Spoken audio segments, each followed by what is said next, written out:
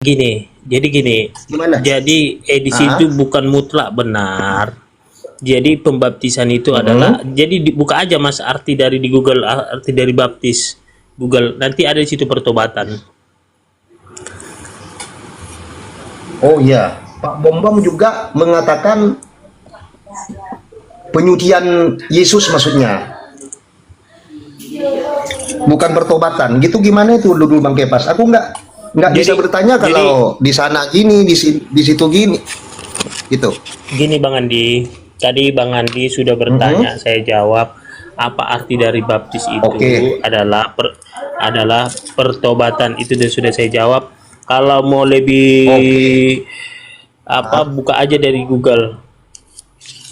Oh, maksudnya kalau di Bang Kepas itu arti baptis itu pertobatan ya? Iya. Oh, jadi Tuhannya Bang Kepas itu bertobat dong, betul? Enggak, itu lambang aja itu. Yesus itu ketika dibaptis itu supaya manusia bertobat. Makanya kata Yesus bertobatlah sebab kerajaan Allah sudah dekat. Ah, Di dalam bertobat. Alkitab itu banyak. Hmm. Maksudnya gini Bang Kepas, ini kan Yesus tadi Tuhan. Terus Yesus itu dibaptis, kata Bang Kepas itu bertobat. Jadi Tuhan Bang Kepas ini bertobat sama siapa lagi? Kalau itu Tuhan, gitu pertanyaannya. Ini aku kejar sampai 1 tahun nanti Bang Kepas. Aku orang awam ini, biar saya ngerti. Kalau sudah Ya, clear aku sabar, bisa sabar. dibaptis. Itu saya intinya gitu. Iya. Tapi kalau larinya ke mana, ke sini, ke sana, ke situ, nggak jadi baptis aku ini, tetap Islam. Nah, kalau di Bang Idis sama Pak Bom Bom itu pensucian kan? Berarti Tuhan tidak suci lagi itu. Kalau disucikan kan? Mana ada Tuhan tidak suci itu turun dari langit. Dari surga lagi ada yang mengatakan. Ini di Bang Kepas lain lagi pertobatan. Jadi mungkin apa mungkin lagi nih ya? Aku katakan mungkin, saya tidak tahu. Ini Tuhannya Bang Kepas bertobat ini. Pertanyaannya bertobat sama siapa Bang Kepas? Nanti ada Tuhan 5 6 nanti ini jadinya ini. Bukan cuma 3 ini. Oke. Oke, bentar Bang Andi. Oke. Ada Bang Suki. Selamat siang. Selamat siang, Bunda Sarah. Suara saya jelas nggak atau bising ya? Jelas. Saya kenal suaranya ya. Muslim atau Kristen, Bang? Jelas ya? Ya. Ya, soalnya saya di ruang terbuka nih. Takut jadi kalau bicara masuk suara lain jadi nggak jelas. Oh, tapi berisik sih ada background suara ya. Iya, Oh, di Bang ruang Suki terbuka. Kristen ya? Kristen. Oh ya, silakan. Iya, pertanyaannya kalau menjawab dari tadi ya Bang Andi ya.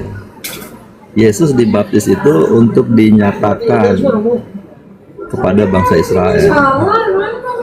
Karena Yesus ini memang Oh, suaranya Pak Ruben. Suaranya Pak Ruben. Tahu gue. Pak Ruben. bukan salah Mbak, salah. Bukan ya? Bukan. Pendeta Yusuf Ruben bukan? Bukan. Bukan Bu. Oke, oke, oke. Lanjut. Jadi Yesus dibaptis hanya untuk orang Israel dan diutus hanya untuk orang Israel, gitu. Ya, dia dinyatakan untuk bangsa Israel karena memang janji Bapa itu kepada Hawa, keturunan daripada perempuan itu yang akan meremukkan kepala si ular, dan dinyatakan melalui Abraham. Nah, waktu itu Ini jadi bagaimana ini? jadi ke Nabi Adam, jadi ke mana-mana. ya Bunda, jadi janji kedatangan Mesias atau datangnya Yesus ini itu dimulai dari Kejadian 3 ayat 15 itu. Bentar Pak Suki. Pak Suki, Pertama selamat kali siang. manusia jatuh dalam dosa. Pak Suki, Waalaikumsalam, silakan nih ada Ustadz Arif. Pak Ya kan Suki, Ustadz nggak paham Yesus lah ini Tuhan bagaimana atau sih bukan? konsepnya dari Kalau penebusan, dari Pak Suki pembaptisan. ini, Pak Sarah, kalau Pak Suki ini pemahamannya monoteism, dia tidak pernah mengaku Yesus sebagai Tuhan. Beda dengan Oh, si Kepas. Kalau si Kepas ketika saya tanya, Kepas, bukan miripnya Kepas? Apa itu? Apa Ah, itu Yesus, Ustaz Arif? Yesus Tuhan, Tuhan, Bapak Tuhan, Tuhan, Roh Kudus Tuhan, Tuhan. Ada berapa? Satu. Ah, satu kan? Siapa yang kau sembah, Kepas? Elohim Yahweh. Ah, beda kan? Yang disembah Elohim Yahweh.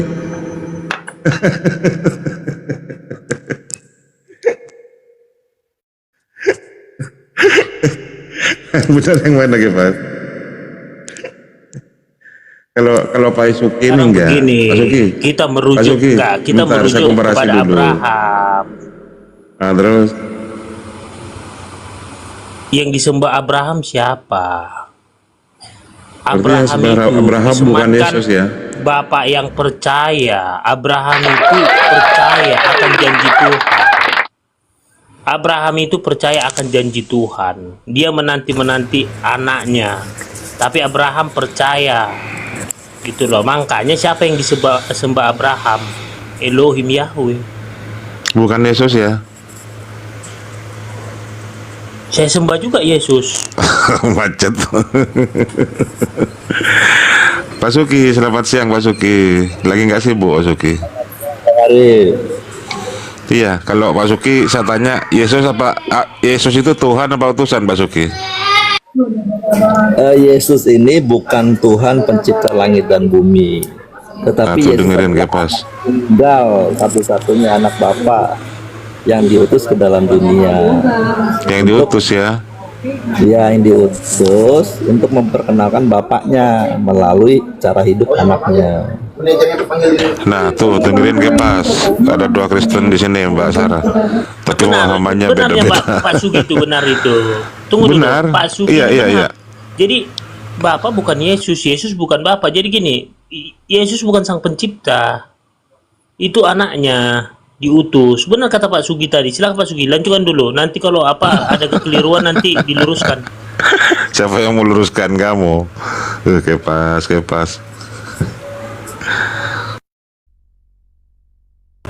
Silakan Pak Suki. Kepas gimana kabarnya si Fitri, Pak Kepas? Enggak, jadi gini, aku baru tahu nih statementnya Pak Suki bahwa Yesus itu Tuhan, tapi bukan yang menciptakan langit dan bumi. Bukan Tuhan. Yesus itu anak yang diutus oleh Bapak. Iya, Iya, tapi iya. dia bilang tadi barusan Tuhan. Coba. Yesus, Pak Halo, Suki, Yesus Tuhan, Pak Suki. Monoteisme dia kok. Pak Suki. Yesus bukan Tuhan pencipta langit dan bumi. Waduh, kacau udah Pak Sugi. Oh, langit dan bumi. Kacau. Padahal Aduh, kata aduh. Kepas yang menciptakan langit dan bumi itu Yesus, Pak Suki. Gimana ini Pak Suki? Aduh, kacau. Ya. Enggak. Sebab di dalam Injil sendiri Yesus yang mengatakan yang menciptakan manusia dan menciptakan langit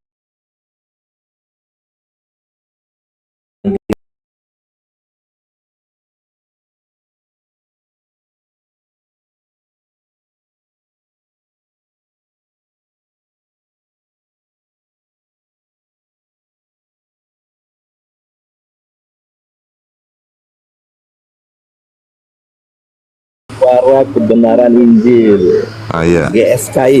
Ya. Banyak jemaatnya itu Kepas. Nggak gini juga loh pemahaman GSKI itu. Karena pendeta siapa itu yang Rehobot nggak gini cara berpikirnya Bang Suki. Gimana? Dia mengatakan Yesus Tuhan gitu loh. Pendeta Erastus tahu kan kalau Iya, memang tahu. GSKI ya udah Ya. itu kan pecahan dari GSKI Rehobot. Nah, dia mengatakan Yesus Tuhan, bukan Yesus bukan Tuhan.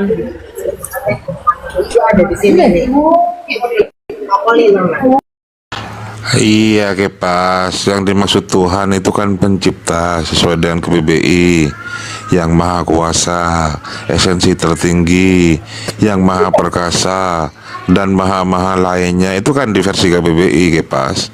Coba kalau memang Yesus adalah pencipta langit dan bumi, tunjukkan. Di mana ayatnya Kepas? Kak gini Ustaz Arif. Nah, gini kan, Kalau gitu Yesus emang si bukan Kepas sang ini. pencipta, Berkelit. di Alkitab bukan yang menciptakan itu benar Bapa, ya kan? Kita nggak menyangka itu. Kenapa? Memang Bapa yang sang pencipta. Ya sudah, berarti Itu Tuhan itu Allah. Bapak. Waduh, Enggak, jangan Kepas, ditambah-tambahi. Ustadz Arif, dari kemarin Bang Kepas ini ngeles mulu ketika saya minta penjelasan tentang Yohanes 17:3. Oh bukan itu Mbak Sarah, harus kesini. Coba Yohanes 17:3 aja, antara utusan yang mengutus, siapa yang diutus? Firman itu sendirilah, terus si kemarin David Batman masuk. Anak saya sampai bingung. Untung kemarin udah selesai Julius, jadi pusing juga gitu. Kan sudah jelas kalau di 17:3 itu satu-satunya, bukan dua-duanya atau bukan tiga-tiganya Kepas. Nah, satu-satunya Bapak dan dialah yang mengutus aku. Kan kalimatnya jelas, aku yang diutus. Diputer Itu lagi, pasif, diputer lagi kalau Kristen ini. Nah, itu Bang Kepas dari kemarin belum bisa menjelaskan ya, karena ini kan diskusi ya. Saya tidak mau cari pembenaran gitu. Kayak yang benarnya aja bagaimana gitu. Kalau misalkan oke, fine, saya tidak mengerti Bible, tolong jelaskan kepada saya, tapi jangan menipu penjelasan itu. Bawakan kepada saya teks aslinya. Saya kemarin juga baca dalam teks Arabik. Memang begitu artinya. Tuhan satu-satunya, wahdaka la syarikalak, wa huwa arsal wa ana arsaltuhu. Jadi saya yang diutus oleh dia gitu. Gitu. Tapi Bang Kepas sendiri udah bahasa Indonesia, nggak bisa jelasin kepada saya. Tetap aja ngeyel bahwa Yesus Macet. Begini Macet loh. Kepas. Enggak. Macet. Itu ayat yang dikasih Mbak Sarah itu, Mbak Sarah salah mengartikannya. Iya, makanya saya Kenapa dari saya kemarin bilang? bilang, tolong buat supaya saya paham. Mbak Sarah ini kan hanya membacakan Kepas, bukan menafsir. Dan di situ sudah Bukan. jelas, di situ sudah jelas Gini loh. satu-satunya Allah atau Bapa yang benar itu menurut Yesus.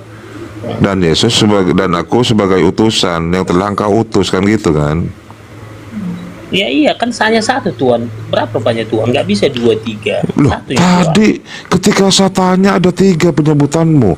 Yesus Tuhan, Tuhan, Bapa Tuhan, Tuhan, Roh Kudus Tuhan. Tuhan. Ada berapa? 1. Ah, kan geblek kan? Ada berapa yang kau sebut barusan, Kepas? 3. Iya, jadi Tuhanmu 3. 1. 1 katanya. Terus yang kau sembah siapa? Elohim Yahweh. Ah, kan nggak ada. Dari ketiganya nggak ada yang disembah oleh Kepas. Jadi menyembah ke Elohim Yahweh katanya. Waduh, parah kau Kepas. Nah, nggak apa-apa, gini Ustadz Arif, nggak apa-apa. Jadi balik lagi, kita ini diskusi, balik lagi kepada tujuan kita berdiskusi itu memberikan edukasi gitu ya, tidak memaksa. Masalahnya Mbak Sarah, Kepas ini kan orang profesional. Dia salah satu ketua LSM di Jakarta yang terkenal katanya kan, LSM Tampera. Cuman ketika dibenturkan ke ranah keimanannya, otaknya disengklek. Kan gitu kan? Kenapa saya nggak pernah ngomong gitu loh. Saya dari kemarin ngomong gini. Saya yang ngomong, saya yang bertanggung jawab. Saya yang bertanggung jawab. Ayatnya Masalahnya Mbak Sarah. sudah 4 tahun saya dengan Kepas setiap malam. Iya, Ya, sudah. kalau Ustadz udah biasa kan. Ya, saya menghormati Bang Kepas, menghormati Bukan. aktivis Memang beliau. ada ayatnya. Dia seorang pengacara loh. Dia seorang pengacara. Saya bilang Iya. gini Jadi Ustadz gini Arif. loh. Saya bilang gini Ustadz Arif.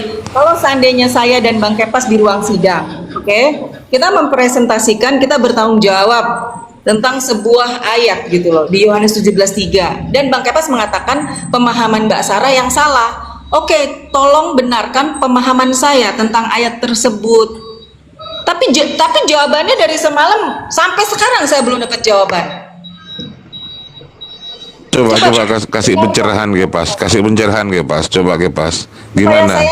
Supaya saya ini benar, pemahaman saya benar. Untuk memahami 17:3 itu.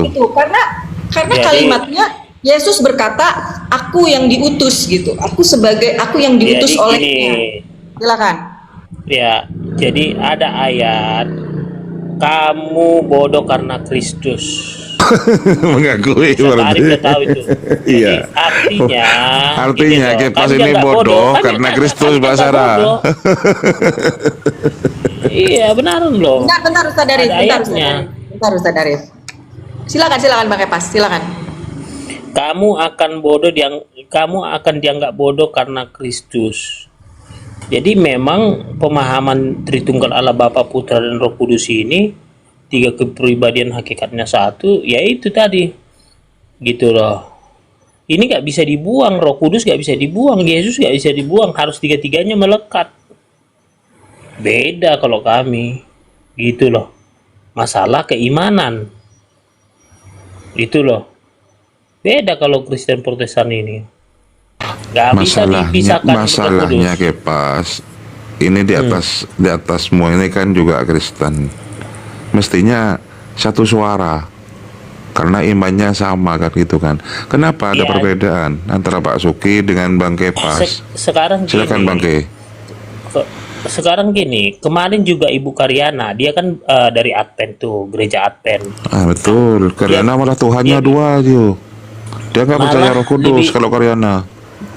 Iya, malah dia jadi blunder. Kenapa? Dibilangnya Melkisedek itu Tuhan. Melkisedek dibilangnya Tuhan. Iya, makanya blunder. Walaupun dia Kristen Advent, artinya gini loh. Ketika Abraham menyerahkan 10% dari hasil rampasan perang, dibilangnya Abraham itu menemui Tuhan, yaitu Melkisedek. Melkisedek itu manusia biasa.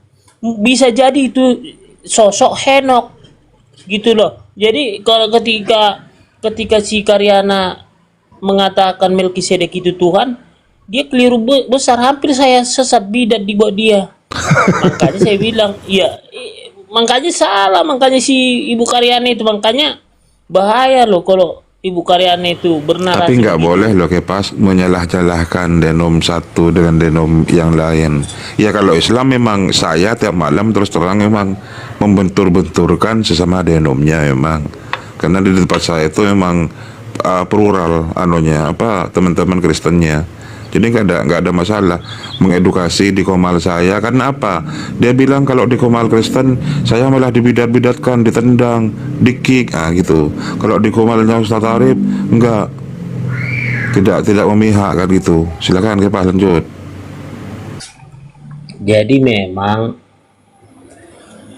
yang penting gini ya, Ustadz Arif, kalau saya anggap Kristen itu dia mengakui Yesus Tuhan, Juru Selamat, dengan darahnya ditebus dosa manusia. Kalau dia menganggap Yesus Tuhan, itu udah Kristen, gitu loh. Silakan Ustadz Arif. Masalahnya Pak Suki ini juga Kristen Kepas. Tapi dia nggak nyebut bahwa Pak Suki penganut Tritunggal. Pak Suki enggak, Pak Suki. Dibuka mionya Pak Suki. Dibuka mionya Pak Suki. Aduh, kepental Pak Suki. Naik lagi Pak Suki.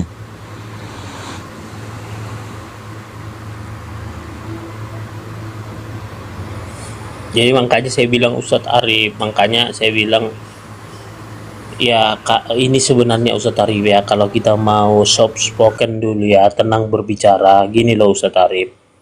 Ini masalah iri hatinya, dosa kami ditebus, dosa Ustadz Arif nggak ditebus. Yang iri Ini sebenarnya siapa Bangke?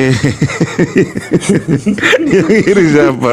ini Iya masalah kan? iri hati. Saya percaya kamu itu sudah di meterai kan, bilang mau ikutan tiap naik komol Iya, iya. saya sudah di meterai kan gitu kan. Iya, iya. Benar, Berapa ya, yang meterai yang berapa itu Kepas? Yang 10.000 ya? Darah Yesus, darah Yesus. Iya, ini Pak Suki ini sama-sama Kristen. Pak Suki minta konfirmasinya Pak Suki. Pak Suki penganut Tritunggal juga kah? Halo, ya. Gimana? Iya Pak Suki, Tadi minta kalau konfirmasinya pencet dulu. itu, Iya, minta konfirmasinya dulu. Pak Suki penganut Tritunggal juga kah? Tapi dia belum boleh mengenal. Pak Suki penganut Tritunggal. Pak Suki penganut atau Enggak, saya enggak menolak? Tritunggal karena Tritunggal sebetulnya yang Juga mau. Iya, muter-muter kalau Tritunggal, Pak karena Suki. di Iya. sana disejajarkan antara bapak dan anak. Lu namanya anaknya. Iya, itu kesalahannya. Bapak udah namanya jelas bapak dan anak pasti beda. Tetapi kalau disejajarkan jadi ini tidak tepat. Yesus yang mengatakan sendiri. Sebenarnya gini ya, coba saya mau menjelaskan di sini ya. Tadi saya coba buka ini dulu. Buka ini. Kasihan ya mau. Nah, saya ada catatan ayat ya di sini nih. Di sini mana dia? Ini dimulai ya dari Ulangan 18 Sama yang nulis mau. ayat 18. Nih, Itu lebih rajin. seorang nabi akan kubangkitkan bagi mereka dari antara saudara mereka seperti engkau ini. Aku akan menaruh firmanku dalam mulutnya. Jadi bapak yang menaruh firmannya ke dalam mulut anak. Nah, lalu anak Siapa yang akan diutus. dibangkitkan itu, Pak Suki? Tuhan apa nabi? Lagi santai. Ya, nabi manusia. Nabi kepas, manusia kepas. Ya. Nah, di dalam ini Yohanes 17, sebab segala firman yang engkau sampaikan. Tadi di sana aku akan menaruh firmanku. Nah, lalu dia sampaikan kepada Yesus. Nah, sehingga kalau ayat 17 ayat 14-nya, aku telah memberikan firmanmu kepada mereka. Nah, semua orang yang kalau menerima firman, dunia pasti membenci. Karena mereka bukan dari dunia, sama seperti aku bukan dari dunia. Jadi Yesus yang pertama kali menerima firman, maka dia dibenci karena hidup secara firman di dalam kebenaran Tuhan. Nah, semua orang yang menerima firman Bapa yang disampaikan Yesus pasti dibenci karena berbeda cara hidupnya. Nah, dunia itu selalu membalas kalau ada orang berbuat jahat. Tetapi kalau orang menerima firman itu, dia tidak membalas. Nah, kebenciannya di situ. Jadi kalau kita masuk satu kelompok ya, lalu kelompok itu melakukan ada sesuatu yang berbuat salah pada kelompok itu, kelompok harus membelanya, membalasnya. Tetapi kalau kita ada di dalam kelompok itu, lalu kita telah menerima firman, cara hidup Tuhan, cara hidup surgawi dalam kebenaran, kita akan menolaknya. Dan pasti di antara kelompok itu, orang itu akan membenci salah satu orang itu karena nggak mau ikut. Nah, itulah. Nah, di sini di dalam Yohanes 15 ayat 9, seperti Bapa telah mengasihi aku, demikian juga aku mengasihi kamu. Tinggallah di dalam kasihku itu. Jikalau kamu menuruti perintahku, kamu akan tinggal di dalam kasihku, seperti aku menuruti perintah Bapakku dan tinggal di dalam kasihnya. Karena Yesus tinggal di dalam kasih Bapa, hukum kasih yang diberikan Bapa kepada bangsa Israel dapat digenapi.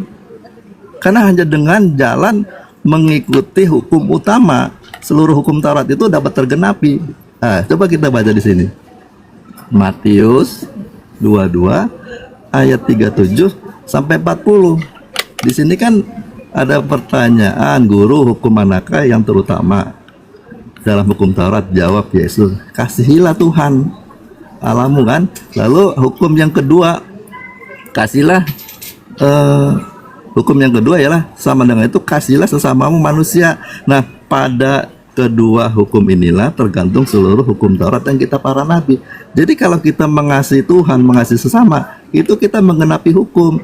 Nah, Yesus mengajarkan di sini nih, Matius 7 ayat 12.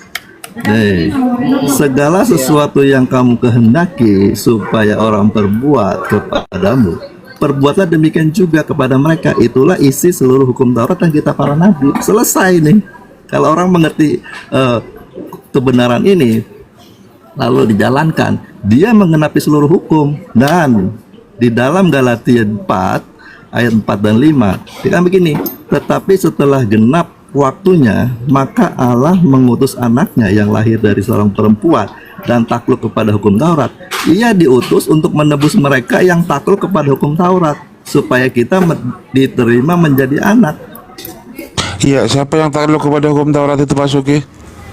Ya kan kalau kita menggenapi hukum-hukum Tuhan menjadi Enggak anak. sesuai dengan ayat yang pertama Gimana, Bang Ali? anda sebut. Ayat yang pertama di Ulangan itu seorang Tuhan apa seorang nabi, Pak Suki? Iya, seorang manusia yang jadi angkat jadi nabi. Jadi kan Iya kan? penyampai firman Tuhan itu kan nabi. Ya gitu. Iya, bukan Tapi diangkat kemana sebagai nih Tuhan Bang ya. itunya nih?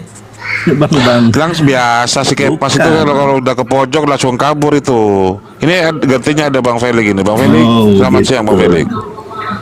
Kepas biasa seperti itu emang. Bang Felix, dibuka mute-nya Bang Felix. Nah, Ya, selamat siang. Ya, Bang Felix kalau boleh tahu dari sekte mana? Protestan, Katolik? Protestan. Protestan ya, penganut Tritunggal. Berarti Anda memposisikan Yesus sebagai Tuhan? Ya, benar. Oh, silakan Pak Suki. Pak Suki. nah, pertanyaan lanjutnya itu begini Bang Arif. Apakah Yesus Tuhan pencipta langit dan bumi? Nah, kalau dikatakan ya, itu yang tidak tepat, tidak sesuai dengan Bible. Tetapi kalau dia memanggil Yesus Tuhan, itu hanya sebatas Daniel 7 ayat 13, 14 dan Matius 28 ayat 18. Itu definisinya, punya batasannya. Kalau orang mau memanggil Yesus Tuhan,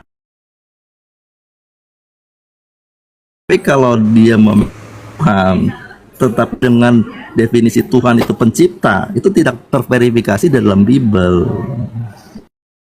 Aja. Jadi kalau Yesus dikatakan Tuhan lalu tidak ada penjelasan selain yang sesuai dengan Bible, orang menganggap pencipta langit dan bumi. Jadi kalau bicara dengan teman Muslim jadi bingung, masa manusia pencipta sih langit dan bumi, kan begitu jadinya. Padahal yang menciptakan langit bumi itu Bapa, dan itu dikatakan oleh Yesus sendiri. Bahkan Paulus juga mengatakan demikian. Murid-muridnya mengatakan yang menciptakan langit bumi itu Bapa, Elohim atau Theos atau gitu. Iya, Bang Felix. Lanjut. Ada yang mau Ini disanggah di sini Bang mau Felix? bising ya, Bang saya Felix, jadi- silakan Bang Felix.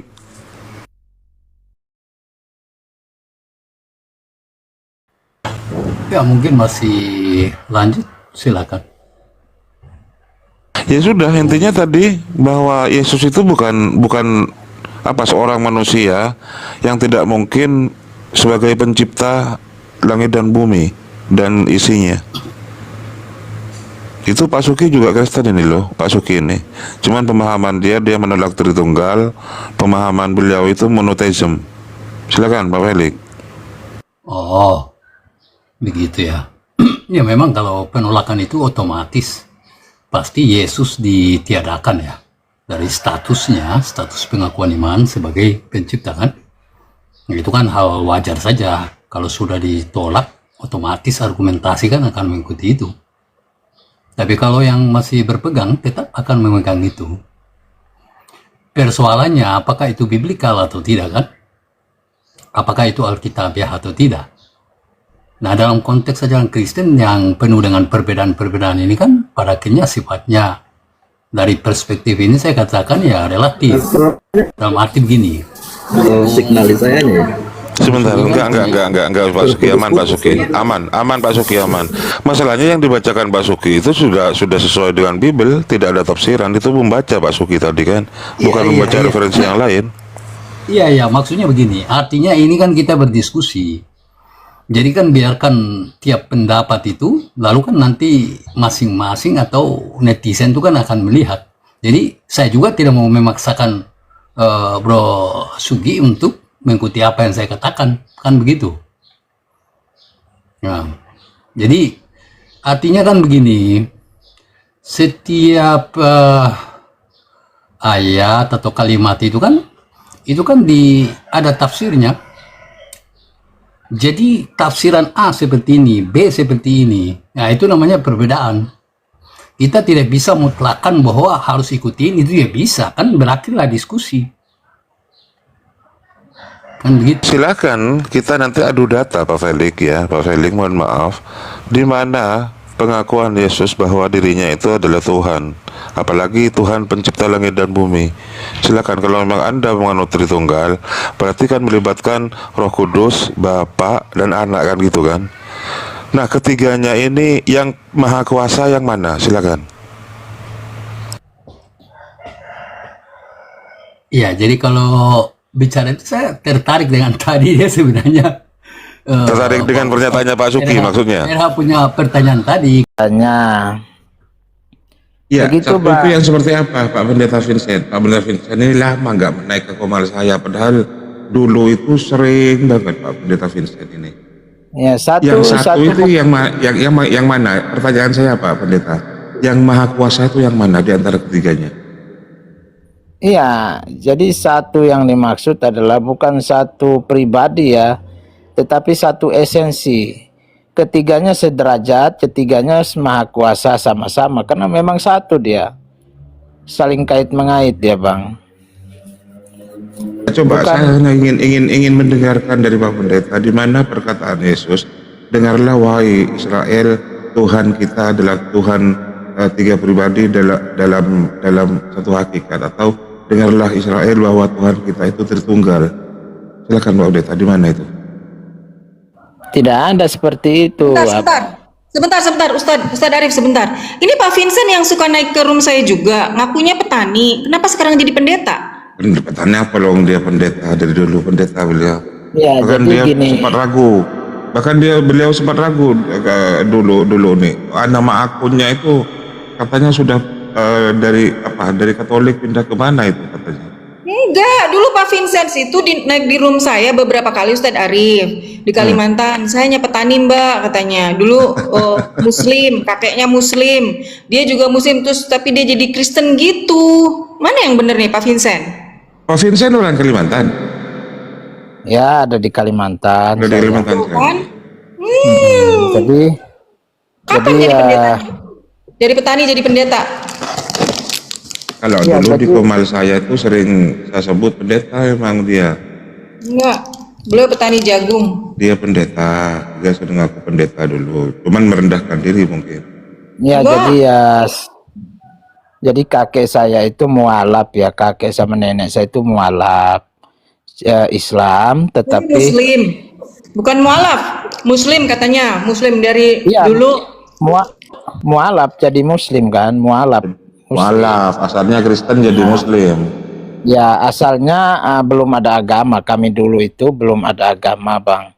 Oh, Dayak, ya bukan? Bukan, kami di timur ya, di Flores saya, di Flores. Memang di Flores itu abad 16 Katolik sudah masuk, tetapi tidak sampai menjangkau di desa saya. Jadi kami tetap hidup dalam kekafiran. Kekafiran sampai nenek-nenek saya masuk, ada yang Islam, ada yang Katolik, dan saya masuk ke Katolik karena ikut mama, turunan dari mama. Nah sekarang saya ada di Kalimantan Timur. Kerjaan saya memang petani, saya memiliki kebun. Kenapa nggak bisa dibilang petani? Saya punya kebun di sini. Saya punya peternakan. Kalau kebun sawit itu mah bukan petani. Aduh. Saya punya kebun sawit peternakan, itu saya punya petani. Apa salahnya kalau saya mengaku saya seorang petani? Orang petani, Memang saya seorang petani. peternak, itu besar itu maksudnya. Sekaligus seorang pendeta kan gitu Pak Vincent.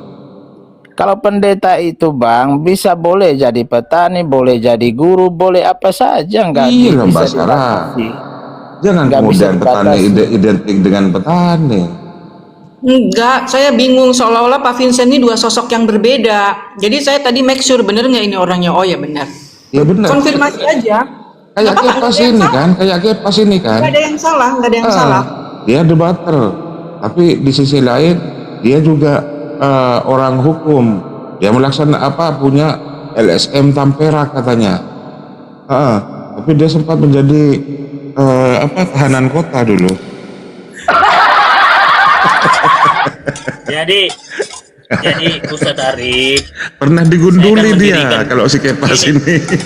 enggak. Jadi gini Ustadz Arif, saya kan mendirikan PT juga, konstruksi LBH, media, LSM, Lopom. Artinya gini loh.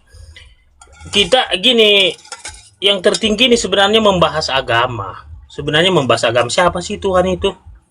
Gitu loh. Kalau masalah membahas uang udah tuntas, sudah selesai. Nah, jangan sampai kita menyembah yang bukan Tuhan. Itulah Ustadz Arif. Nah, bukannya apa? Salah kita menyembah Tuhan, salah kita mempertuhankan yang bukan Tuhan, repot kita. Iyalah. Apakah Tuhan Nah, itu manusia, itu dia. Kepas? Tuhan bisa jadi manusia, manusia nggak bisa jadi Tuhan. Pertanyaan saya, apakah Tuhan adalah manusia, Kepas, sebagaimana di ulangan bahwa Tuhan itu bukan manusia, bukan juga anak manusia? Jadi gini, ini yang kita bicarakan mau kemana ini sekarang? Gimana kemana substansinya masalah ketuhanan di sini? Karol, kamu kok diam Iya, terus? iya. Karol, dari tadi Karol. Karol, Bunda Karol. Ya, Bunda. Oh ya, ya saya. Iyalah Bunda Karol ini gimana? Pak. Oleh host Dalboy. Bentar Bunda Karol, Sepertinya saya kejauhan. konfirmasi ke Bunda Karol. Ya. Bunda Karol, Ya. Yesus itu Tuhan apa utusan, Bunda Karol? Ini memang Yesus utusan. Saya sempat mendengarkan tadi bahwa segala nabi-nabi itu dalam Islam itu semuanya tidak berdosa. Dalam kekristenan nabi ada dosa lah. Ada dosa juga. Lot ya bukan nabi ya, Lot berdosa. Nabi berdosa dalam kekristenan ada, terus terang. Musa ada dosanya, makanya tidak masuk tanah terjanji. Yesus apakah ada dosa atau tidak sebagai utusan? Yesus lo mengadakan pembiaran lo terhadap 2000 B2 lalu dimasuki oleh roh jahatnya keluar, B2-nya mati. Untuk apa itu B2 itu dimasuki oleh roh jahat? Atau untuk apa roh jahat memasuki B2? Kalau Artinya B2-nya Yesus berdosa mati, juga kemudian menurut Karol. roh jahat itu Menurut Karol Yesus juga berdosa. utusan. Iya, utusan yang berdosa. Utusan benar, setuju. Iya, berdosa karena apa? Memasukkan babi. Oh, berdosa. Juga. Adanya pembiaran terhadap B2 ini kira-kira 2000 ekor B2 itu meninggoy gara-gara dirasuki Yesus. oleh roh jahat. Oh, Roh jahatnya iya. ada sampai sekarang. B2-nya waktu itu ya B2-nya juga masih tetap banyak juga sekarang sih. Iya, B2-nya sekarang lagi dimakan konteks. Kepas B2 itu. waktu itu dengan B2 sekarang lain konteks. Iya.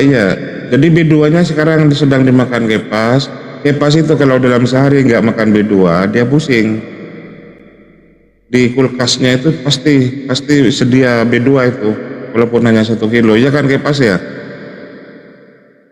Kepas? Benar. Iya, saya gemetaran kok nggak makan B2. Iya benar. Nah, kok bisa ini pertanyaan? Kok bisa? Kalau tidak makan B2 kok bisa gemetaran? Ini maksudnya Udah kebiasaan. ini memang terbiasa membutuhkan dari kecil. B2 atau sementara adiktif? Sedang addicted Ini udah- dengan B2 ini. Udah kebiasaan sejak kecil makan B2. Nah, kalau begitu kan ini bisa jadi tidak menerapkan Markus 16 ayat 15 kalau jadi begini. Hajar Bagaimana Karol, tuh? hajar Karol. Nah, ini yang sedang saya tanyakan. Bagaimana itu? Menerapkan ensiklik lagi, menerapkan Markus 16 ayat 15. Bagaimana menginjili mereka ketika mereka itu sudah diletakkan di dalam perut atau sekurang-kurangnya di atas piring. Sebentar, Bagaimana Karol. Saya penginjilan bertanya terhadap ke mereka teman-teman Kristen. Saya bertanya ke teman-teman Kristen, ke Karol juga. Apakah ketika Yesus melanggar hari Sabat itu juga dikategorikan dengan berdosa? Silakan, barangkali ada yang mau menjawab. Pak Felix? Saya bercermin dari kripto. Kalau kripto menyatakan itu dosa-dosanya ya. Makanya kan Yesus dihukum. Yesus dihukum karena ada kesalahan atau ada yang memicu ya, ada yang memantik sehingga ada orang mengajukan perkara. Ada delik kan? Sekarang ada delik ya. Tidak mungkin tidak ada delik lalu mau dihukum. Pasti ada delik. Pak Felix, gimana? Ketika Yesus melanggar hari Sabat, itu apa bisa dikategorikan sebagai berdosa, Pak Felix? Nah, itu kan ya, itu mungkin konsep yang berbeda ya. Kalau saya itu kan lihat Yesus katakan anak manusia kan Tuhan atas hari Sabat. Jadi apa kita mau katakan dia berdosa, ya itu kembali kepada masing-masing saja. Kalau saya kan tidak. Oh tidak ya. Pendeta Vincent, ada masukan mungkin barangkali, Pendeta Vincent? Nah, tidak ada pelanggaran terhadap hari Sabat dari Yesus, karena Yesus itu adalah Tuhan atas hari Sabat itu, Bang. Nah, Jadi itu jelas itu. Kok berbeda ini? Berbeda. Oke pas, Yesus berdosa ketika melanggar hari Sabat. Karena katanya teman-teman Jadi gini Kristen ya. itu berdosa, katanya kripto ya Karol ya. Nggak ada dosa Yesus. Yesus itu kan Tuhan. Iya, Salah saya suka hati Tuhan. tidak ada sini. Jadi gini ya, nggak ada dosa Tuhan. Tuhan Tuhan Yesus, gimana kenapa wong Yesus itu katanya satu? Karol dia utusan bukan Tuhan Kepas. Gimana sih Kepas ini? Jadi jangan kita batasi Yesus itu nggak bisa makan daging babi. Dia Tuhan. Suka-suka hatinya lah mau makan daging babi dia. Gimana ya? Kalau Dia Yesus kan Tuhan. kalau Yesus Tuhan, bagaimana posisi Bapak? Jadi gini ya, tunggu dulu. Imamat itu makanan yang halal dan haram itu untuk manusia, bukan untuk Tuhan. Itu Iya, dipahami. Imamat 11 ayat berapa? 7 ya? Imamat 11 ya? Yesus manusia apa Tuhan Kepas? Tuhan. Bukan manusia? Ya bukan lah. Lah, terus yang dilahirkan dari Bunda Maria itu siapa? Yesus. Iya, yang dilahirkan Bunda Maria itu Tuhan apa anak manusia? Tuhan. Coba datanya di mana? Ketika Gabriel mengabarkan kepada Bunda Maria bahwa engkau akan melahirkan anak manusia, apa Tuhan di situ?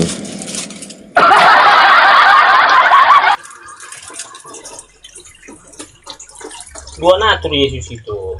Di mana biar gue coba tunjukkan Yesus menyatakan bahwa aku ini adalah dua natur, 100% manusia 100% Tuhan. Di mana itu? Ayo Bang Felix juga bisa menjawab, nggak apa-apa. Pak Vincent sudah turun itu. Jawabannya Yohanes 1 ayat 1. Aduh, itu ayat andalanmu Kepas. Kalau nggak Yohanes ayat 1, Filipi 3, Filipi 13 apa itu Kepas? Filipi 2:5 sampai 11. Filipi 2. Yohanes 13 gitu ya. Ini Yohanes 13. pemahaman teman-teman Kristen, iya kan, yang kemudian salah mengartikan. Kalau di dalam konsep Islam, jadi para nabi itu semuanya maksum. Artinya ketika dia ada perbuatan menyimpang misalnya, tidak sampai berbuat dosa, itu langsung ditegur gitu. Jadi ketika Nabi Muhammad itu sebagai seorang nabi, beliau juga ada kekhususan. Nabi Isa atau yang kemudian disebut Yesus, kenapa bekerja di hari Sabat? Karena kekhususan, karena dia seorang nabi yang dipilih. Begitu juga dengan Nabi Muhammad, ada kekhususan tertentu yang tidak dimiliki oleh manusia biasa. Nabi Muhammad wajib berkurban setiap harinya, tidak boleh menerima zakat, kan gitu kan. Kemudian wajib untuk bersolat solat tahajud, kan gitu, solat malam. Tetapi kepada umatnya tidak wajib. Makanya konsep di dalam keimanan saya orang Islam bahwa semua para nabi itu maksum. Ketika akan berbuat kesalahan, itu langsung ditegur oleh Tuhannya. Begitu. Nabi Isa, Jadi- kenapa hari Iya, Sabtu memetik gandum? Itu kekhususan buat Nabi Isa. Makanya kalau dalam konsep Islam itu gak ada masalah untuk kemaslahatan umat. Begitu, menyembuhkan orang Jadi- sakit. Karena orang sakit itu ketika sudah sakit butuh pertolongan, itu jangan ditunda walaupun hari Sabat. Begitu, Ya, takut jadi- nyawanya tidak terselamatkan. Gitu Kepas, kalau di pemahaman Islam itu logis. Silakan kalau mau ditanggapi Kepas atau Bang Felix. Silakan Bang Felix, silakan. Iya, jadi ya itu ketika singgung tentang Yesus atau Nabi Isa, Di handle dulu ya Mbak Sarah ya. Ada kerjaan dikit. jadi kembali lagi sebetulnya Mbak Sarah. kan pertanyaan. Ya, aku juga lagi ada kerjaan nih, ya Allah, atau lagi nunggu-nunggu tukang. Tapi nggak apa-apa, aku dengar. Iya, jadi sebenarnya menarik itu pertanyaan Bro RH tadi. Jawaban Bro RH tadi tentang kesamaan ya. Secara substansial itu kan Tuhan itu ehad, satu kan. Nah ini kita belum bahas, kita sudah lompat ke tempat lain. Nah sementara yang kedua, masuk ke yang kedua, kita juga perlu memikirkan apakah ada kesamaan Yesus dengan Isa Al-Masih atau tidak. Kan begitu. Sebab kalau berbeda, maka kita akan berpikir apakah pantas misalnya saya mempersoalkan Isa di dalam Islam misalnya. Kan berbeda. Nah kalau sama, baru kita punya dasar untuk bisa saling mempersoalkan. Begitu pula Tuhan. Pak Felix, Kalau berbeda. gimana kalau ternyata sama, hanya versi ceritanya sedikit berbeda? Nah, menarik ini menarik. Justru kalau saya sebenarnya merindukan itu ya, adanya satu kesepahaman tentang kesamaan. Nah, problematikanya itu kan nanti misalnya lebih khusus ke ajaran Tritunggal ya. Sebenarnya, karena apa? Ajaran Tritunggal ini kan boleh dikata bertabrakan dengan itu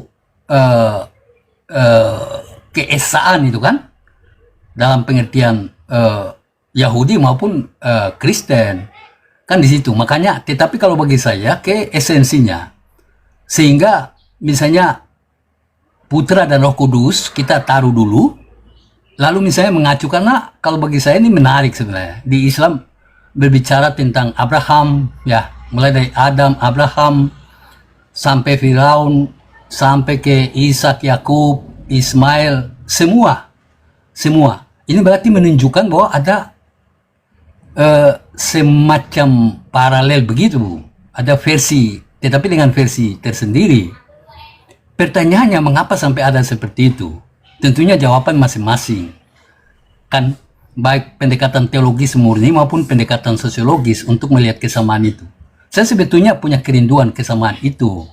Akan tetapi kalau sama, maka secara rasional saya kira tidak masalah kalau kekristenan mengakui Allah Subhanahu wa Ta'ala sebagai Tuhan pencipta langit dan bumi, dan karena kekristenan sudah mengakui Allah Yehova atau Yahweh atau Adonai itu sebagai Tuhan Bapa ya, sebagai Bapa, maka saya kira mungkin saja bisa dipertimbangkan Islam menggunakan itu Adonai, karena sama kan begitu. Enggak. Tetapi kalau tidak Pak, bisa, Pak ini Felix, kesulitan. Pak Felix.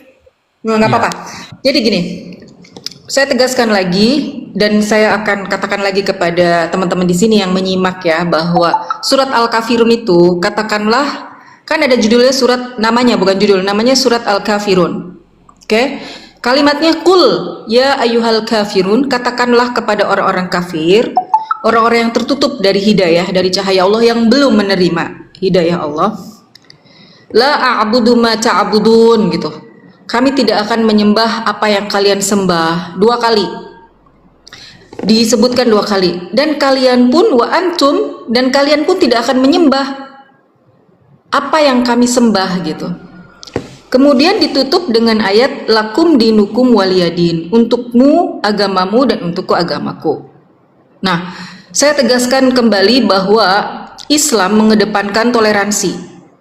Tidak ada pemaksaan di dalam memilih agama, silahkan. Tapi orang juga tidak boleh dong kalau udah tahu agamanya Islam terus dikasih masuk ini aja Pak, masuk Kristen aja Pak, kan ada misi di situ. Kemudian Islam mengedepankan kebebasan dalam hal memilih, maksudnya silahkan aja kalau itu keyakinan Anda, kita tidak akan memaksakan gitu loh Pak. Dan ini adalah deklarasi Pak, bukan permusuhan. Surat Al-Kafirun itu bukan permusuhan, justru deklarasi. Kita tidak menganut sinkretisme ajaran. Ini dicampur ini, ajaran kejawen dicampur. Kalau ngomong Islam ya Islam, jangan bawa-bawa oh ini tradisi adat, jangan seperti itu. Itu memalukan. Itu sinkretisme, mencampur adukan ajaran ini kemudian mengatakan Islam liberal. Islam tuh Islam kafah, nggak ada Islam liberal. Nah, balik lagi ke konsep ini Pak, ketuhanan. Kalau sama, Allah pakai, nggak bisa seperti itu Pak. Tuhan kita Allah, satu-satunya Tuhan, satu-satunya tempat sesembahan, satu-satunya tempat meminta. Kemudian kalau kisah Nabi Isa alaihissalam, orangnya sama Pak, ibunya sama, keturunannya dari nabi-nabi yang sebelumnya, ajarannya sama. Nah, harusnya pertanyaannya gini, kok Kristen sekarang ajarannya tidak sama sih dengan apa yang diajarkan Nabi Musa, apa yang diajarkan Nabi Isa? Bukankah Nabi Isa itu diturunkan hanya untuk Bani Israel? Kata Yesus sendiri, dia tidak akan merubah satu iota pun dari hukum Taurat. Gimana? Silakan Pak Felix. Ya, terima kasih Mbak Sarah. Jadi ya di situ saya memang tadi itu sengaja bertanya seperti itu karena memang sejauh ini saya mau mengetahui ya, apakah ada satu kemungkinan kesamaan seperti itu. Ternyata kan berbeda ya. Sebetulnya Israel sendiri juga ya, apa yang kita sebut eksklusivisme keagamaan itu kan, dia kan tidak mau tuh. Jadi penegasan tentang perbedaan itu kan ya memang saya katakan memang sangat ditekankan ya. Mereka tidak mau menyamakan. Dan kalau kepada eksklusivisme Kristen, ya dia juga sebetulnya benar sekali apa yang disebut sinkretisme itu. Kekristenan juga secara mendasar tidak mau menyamakan. Makanya kita bisa lihat ya, dalam komal-komal itu narasi-narasi yang mengatakan Tuhan inilah, Tuhan itulah, bahkan secara keras sekali itu menentang adanya kesamaan itu. Dan itulah sebabnya saya mempertanyakan sebetulnya, kalau saya katakan sebagai otokritik, mengapa kalau sudah menegaskan perbedaan, masih juga orang Kristen itu mau mempersoalkan misalnya isi Al-Quran. Lah untuk apa? Itu kan orang punya keyakinan. Kan berbeda, kecuali kita mengakui kesamaan, itu merupakan dasar untuk kita berdebat, kita berdiskusi, bahkan berdebat. Felix, sebentar. Bapak kan sering baca Bible gitu. Kemudian Bapak sendiri tidak mengakui Tritunggal kan? Saya kan penganut paham Tritunggal. Oh, Bapak Tritunggal. Lo yang bilang monoteisis. Oh, Pak Suki tadi, Pak Suki ya yang. Maaf, salah. Saya salah. Iya. Maaf, Pak Felix. Tidak masalah. Pak Felix kemarin nyimak nggak waktu saya jadi moderator debat antara saya dengan Pak Lasmen dan Pak Panggabean, Lamsen dan Panggabean? Oh, sayangnya saya mungkin lagi di tempat lain Kapa, jadi saya mohon maaf saya tidak. Karena nggak apa-apa, karena mereka juga Tritunggal. Gini, Pak Ucok Panggabean itu beliau mengambil beberapa ayat Al-Quran, kemudian dinisbatkan ke Yesus gitu. Karena kemarin tentang siapa yang mengikuti ajaran Nabi Ibrahim gitu Pak. Jadi Nabi Ibrahim mengajarkan tauhid ya, sunat atau khitan gitu kan, kemudian berkurban dan sholat. Ya kan? Berkurban. Nah, kita fokus di kurban. Jadi ketika Pak Ucok itu mengambil salah satu ayat dari Al-Quran dan kami ganti dia dengan bidzibhin azim, dengan sembelihan yang besar. Kalimat azim di situ dia nisbatkan kepada Yesus. Nah, ini kan Yesus katanya agak penebusan ya Allah. Jadi Pak Lamsen sendiri mengakui, saya kan baca terjemahan Bu, saya nggak tahu bahasa Arab. Nah itulah fatalnya, sangat fatal sekali karena beda makna azim di situ dengan al-azim, dia kaitkan dengan Asmaul Husna. Kemudian dia nisbatkan ke Yesus katanya. Aduh, ini luar biasa salahnya, benar-benar salah. Pak Felix tahu nggak kalau kita, ya sebentar, ada tamu. Ya.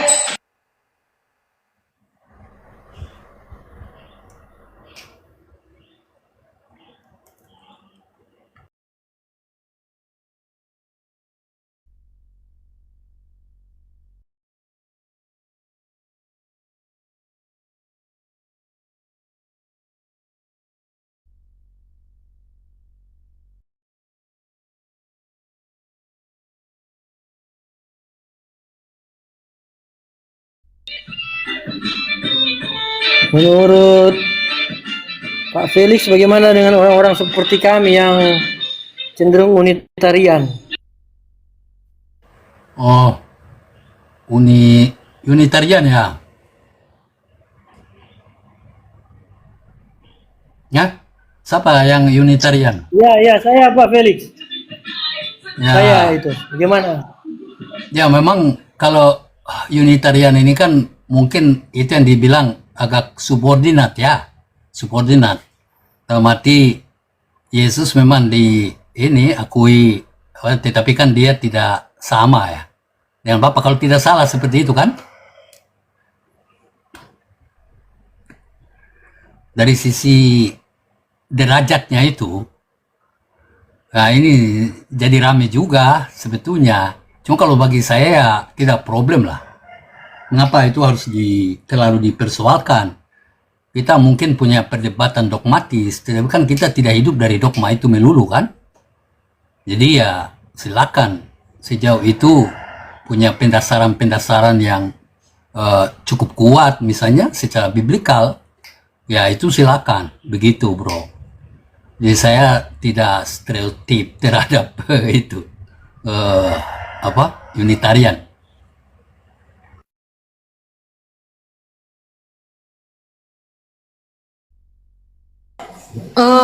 Pak Felix, Karena sebentar, aku karena harus ngawasin ini terus akan ada lagi.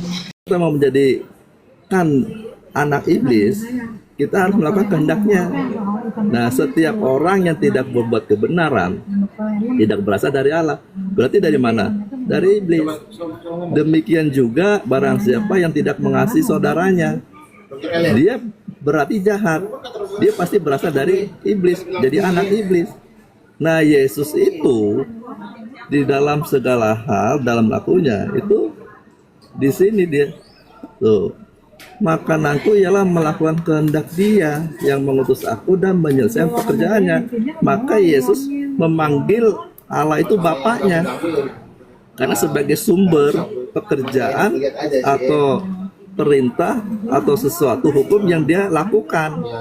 Nah, sedangkan kalau di sini di Yohanes 8 ayat 44, ini mereka ini orang-orang Yahudi yang diwakili oleh imam kepala dan ahli Taurat. Yesus menyebutnya iblis bapaknya. Iblislah yang menjadi bapamu tuh. Kamu ingin melakukan keinginan-keinginan bapamu? Iya, bapamunya ini iya, yang adalah pembunuh manusia sejak semula dan tidak hidup dalam kebenaran, sebab di dalam dia tidak ada kebenaran.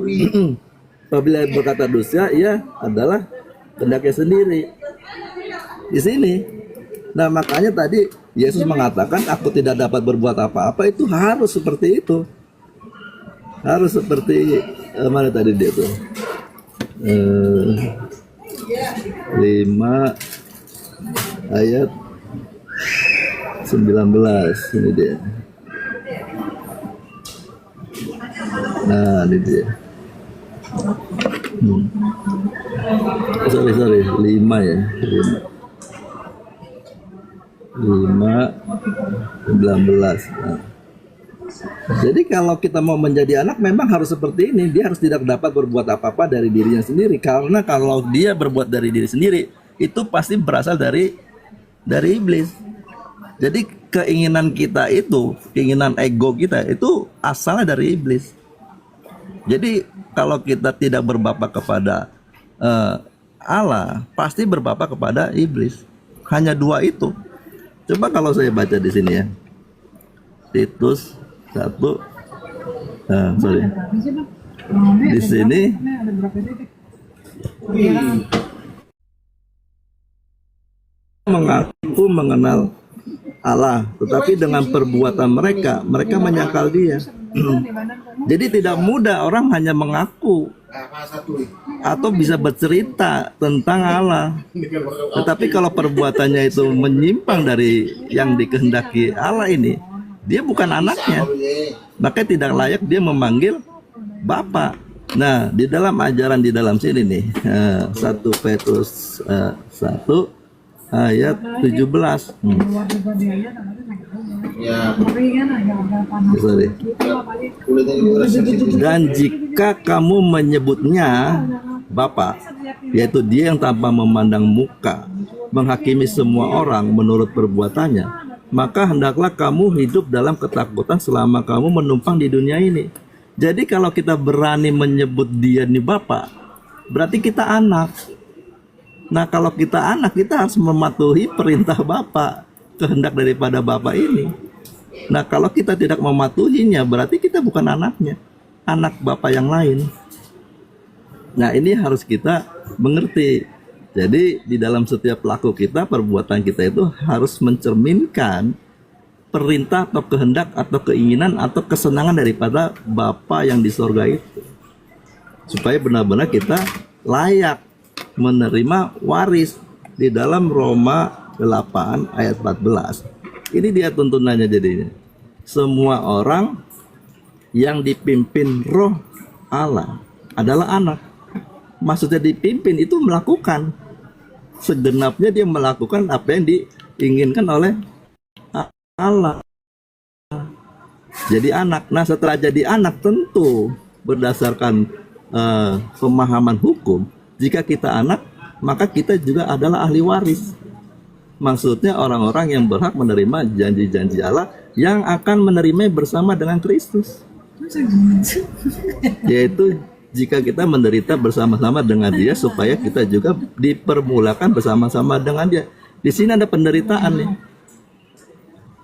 Menderita ini artinya apa? Melepaskan segala ego, naluri kemanusiaan kita yang mudah tersinggung, yang mudah dendam, mudah marah.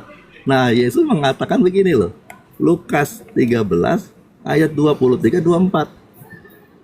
Ada seorang yang berkata kepadanya,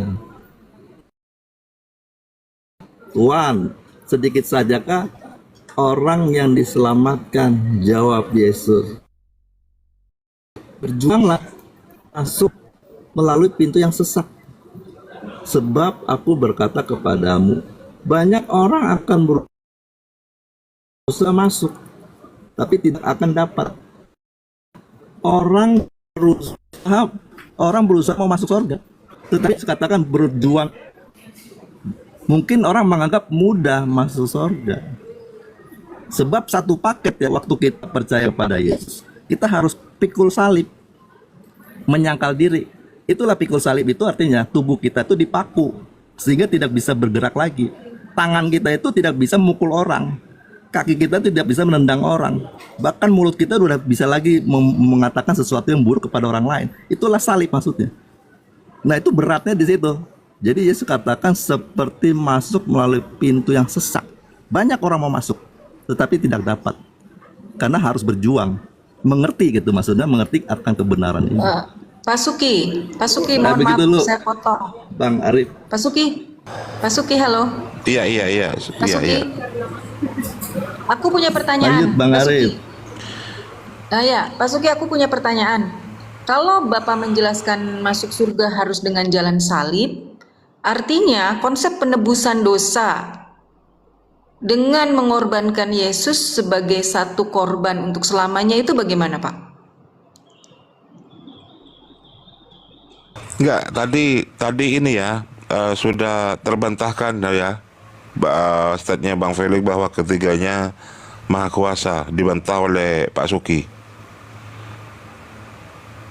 Gimana Pak Felix dulu? Ya, jadi sebetulnya ini kan diskusi yang menarik ya. Ya maksud saya itu kan gini, kalau kita berbicara tentang itu maka pasti acuan kita juga Yohanes 5 kan? Artinya anak tidak dapat berbuat apa-apa dari dirinya sendiri. Dia melihat apa yang dikerjakan oleh bapaknya. Dan Yesus mengatakan bahwa Bapakku bekerja dari dulu sampai sekarang dan aku pun bekerja juga. Jadi di sini logikanya logika kemandirian ya. Setelah seorang anak melihat apa yang diperbuat oleh bapaknya, bahkan bapaknya mengajari dia, maka dia itu menjadi satu pribadi yang independen, yang juga mengerjakan pekerjaan-pekerjaan yang dilakukan oleh bapaknya. Dalam konteks ini, kita bisa berbicara tentang penciptaan. Bahwa kalau bapak itu mencipta, maka anak pun mencipta. Sama seperti kita mendidik anak-anak kita di rumah kita. Ya, ini kau buat seperti ini. Maka esok lusa anak itu dia mandiri mengerjakan antara lain, selain hal-hal lain yang merupakan inisiatif pribadinya. Jadi kita tidak bisa merujuk satu ayat lalu mengatakan bahwa sudah terbantahkan, karena pemahaman namanya keagamaan dan imaniah itu berlapis. Di satu sisi ada materi kitab suci, di sisi lain ada bangunan tafsiran. Dan ketika kita berbicara tafsiran, ini perspektifal. Itu sebabnya ada banyak ahli tafsir. A bilang begini, B bilang begini, C bilang begini. Nah sekarang konstruksi teologisnya itu apa? Kan begitu.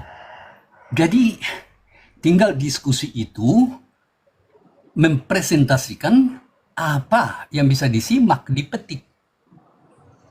Jadi kalau berbicara tentang Yesus, status keanakannya itu tidak membuat keilahiannya itu harus hilang.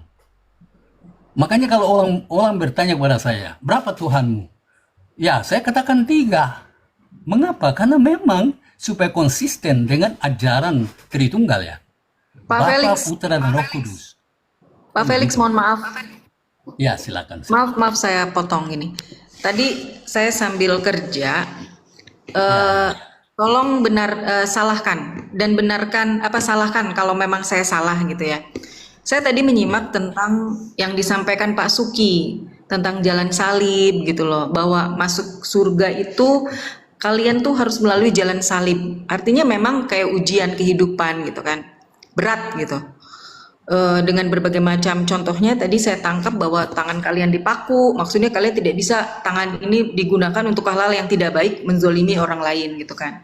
Nah kalau memang masuk surga dengan cara seperti itu, bagaimana dengan konsep penebusan dosa itu Pak Felix? Bukankah tidak bertentangan? Bukankah jadi bertentangan akhirnya gitu? Bukankah akhirnya akan sia-sia bahwa Yesus disalib untuk menebus dosa itu? Atau seperti apa konsepnya? Itu yang mau koreksi kalau saya salah, Pak Felix, silakan. Ya, terima kasih. Pertanyaan yang memang mengeksplor jantung iman Kristen sebetulnya, kekristenan ya, sebetulnya itu. Sehingga itu dikatakan juga bahwa selain Yesus itu mati, saya mau katakan bahwa sebenarnya di sini titik beratnya, substansialnya itu bukan soal kematiannya, tetapi pada kebangkitan. Itulah sebabnya dikatakan bahwa kalau Yesus tidak bangkit, maka sia-sialah iman kamu.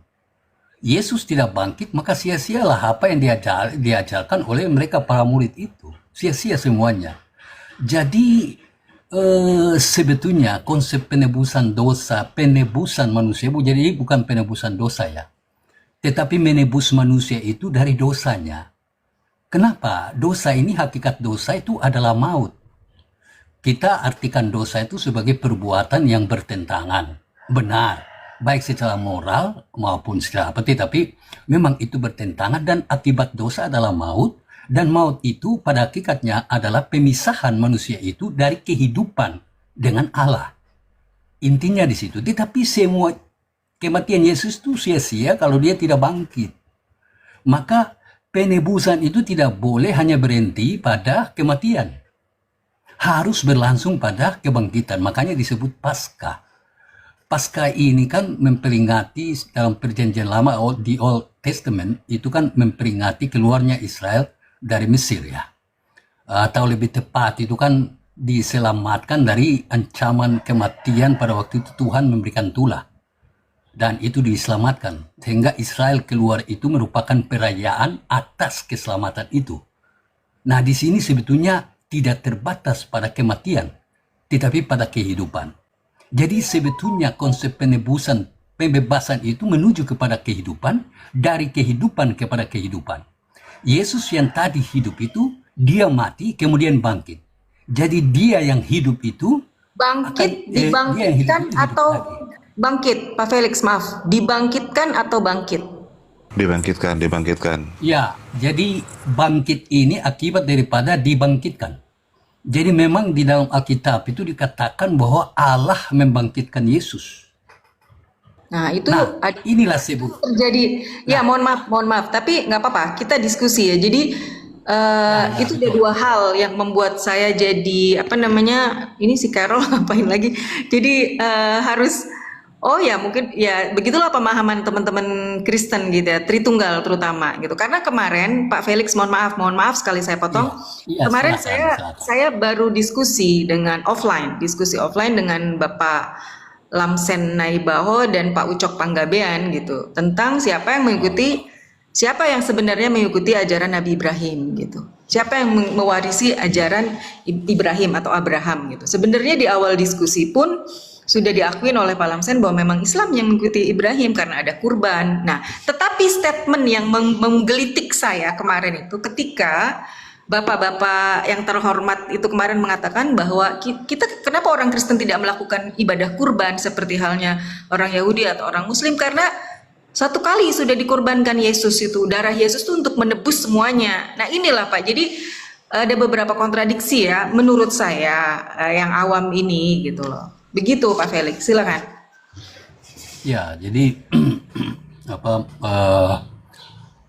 ya soal itu memang kekristenan ini, Kristen kan tidak mengikuti ya tradisi itu. Kita kan menganggap itu sampai ke sunat apa itu kan ada, ini kan sebenarnya campur baur itu ya antara makna teologis dan budaya ya kan seperti itu. Tapi kekristenan secara keseluruhan memahami bahwa apa yang terjadi pada Yesus itu merupakan kegenapan dari perjanjian lama ya kan seperti itu. Karena sudah digenapi maka sebenarnya tidak urgen lagi untuk dilakukan. Meski demikian pengorbanan Yesus ini kan dirayakan ya, dalam arti diperingati terus menerus. Itu menunjukkan bahwa konsep itu secara fisik itu tidak lagi diterapkan, tetapi dalam pengertian teologis itu kan masih tetap berjalan ya. Nah dia itu, jadi beda memang dimensi. Itu adalah asumsi Saya Bapak. kasih ayat dulu, Mbak Sarah. Nah, Mbak Sarah, saya kasih data. Sebenarnya Yesus itu tidak kemudian menghilangkan tradisi dan aturan Musa. Jadi istilah penyaliban itu kata Yesus tidak seperti itu. Jadi tetap persembahan kurban itu harus tetap dilaksanakan. Coba Pak Felix baca di Matius 5, terutama di ayat yang ke-23 sampai 24 di situ. LAE menghilangkan istilah kurban itu menjadi persembahan. Di situ sudah jelas di original text-nya itu kurban di situ. Jadi tolong dibaca dari ayat ke ayat, dicerna. Bahkan yang melaksanakan ajaran Yesus ini adalah umat Islam. Coba dibaca di Matius 5 ayat 23 sampai 24. Sebab itu, jika engkau mempersembahkan kurban di atas misbahmu, dan engkau teringat akan sesuatu yang ada dalam hati saudaramu terhadap engkau, tinggalkanlah persembahanmu di depan misbah itu, dan pergilah berdamai, saling maaf-maafan, kan gitu istilahnya, berhari raya dahulu dengan saudaramu, lalu kembali untuk mempersembahkan persembahanmu itu. Jadi yang melaksanakan ajaran Yesus itu sebenarnya umat Islam. Idul Adha dong Ustadz Arif. Iyalah, iya apa lagi? itu kata Yesus itu di Matius itu ya. Ya, oke. Jadi terima kasih Pak Ferha. Ya, jadi itu konteksnya itu kan Yesus berbicara dengan orang Yahudi ya, sesama orang Yahudi. Yesus memerintahkan pengajaran yang harus dilakukan itu misalnya di Matius 28 ya. Kepadaku telah diberikan segala kuasa di surga maupun di bumi, karena itu pergilah ya, baptiskanlah, pergilah kan untuk mengajarkan dan baptiskan itu kan mereka dalam nama Bapa, Anak dan Roh Kudus. Jadi lalu ajarkanlah mereka apa yang ku perintahkan kepadamu. Nah, di situ ini kan kita bedakan ya. Kekristenan Yahudi itu mereka tetap menjalankan tradisi Yudaisme. Jadi mereka tetap orang Kristen yang Yahudi itu kan tetap disunat ya dan lain-lain lah. Tradisi Yudaisme tetap dijalankan karena keagamaan mereka itu kan melekat dengan identitas kebangsaan mereka. Itu dia satu. Sementara kalau Kristen di luar daripada Yahudi itu relatif. Sebenarnya tidak larangan misalnya untuk sunat ya, kita kasih contoh sunat. Tetapi juga tidak dianjurkan. Jadi orang di luar Sebentar Pak Felix, saya potong, mohon maaf. Sabar Pak. Ya, enggak, saya minta konfirmasi, Yesus disunat apa tidak Pak Felix? Iya, Yesus disunat, tetapi Yesus juga dibaptis dan Yesus tidak eksplisit mengatakan bahwa pergi dan sunatlah mereka. Kan Iya. begitu. Yesus Tapi itu berarti diperintahkan penganut, untuk iya, membaptis. Yesus itu berarti penganut hukum Taurat yang taat, benar? Benar. Dan Yesus tidak pernah menghilangkan satu titik iota pun dari Benar, hukum tersebut. itu benar. Iya, Tidak. berarti ajaran Yesus itu dipraktekkan oleh siapa? Pak Felix kan tidak bersunat. Ya, Yang pengikut Yesus sejati sebenarnya siapa? Pak Felix? nah sekarang Pak kalau Felix? sekarang begini, kita berbicara tentang pengikut Yesus sejati. Kata sejati ini mau berbicara kuantitatif atau kualitatif? Secara kualitas atau kuantitas? Ya terserah Anda. Yang penting substansinya itu adalah ajaran Yesus. Siapa yang melaksanakan di situ? Yang Iya. bersunat, yang tidak makan babi. Karena Yesus itu tidak pernah menghilangkan satu titik iota pun dari hukum Taurat hingga langit dan bumi itu runtuh, kan gitu kan? Ya. Artinya selamanya. Bahkan Yesus itu menggenapi kan gitu kan? Bukan menghilangkan. Pak Diangkon, assalamualaikum Pak De. Assalamualaikum Pak Ya. Anon. Ya. Assalamualaikum semuanya. Assalamualaikum Mutina, Ustadku. Ya. Lanjut. Ya. Akar. Halo Carol. Ya lanjut Pak Felix. Karol ini sudah nggak percaya Yesus Tuhan ini. Saya Walaupun Kristen. lampain dikit Kang Arif, boleh? Silakan bangun. Ada pilihan, ada kata pengikut nih Pak. Kalau Bapak melihat kami pengikut Nabi Muhammad, pengikut Allah gitu kan, Anda bisa melihat ini bahwa mantap apapun yang kami banget. kerjakan ada dasaran dalil yang kemudian membenarkan mengharuskan kami berbuat itu. Tegakkan sholat, kami sholat. Tunaikan zakat, kami melaksanakan zakat, kan gitu. Atau mungkin berkurbanlah, kami berkurban.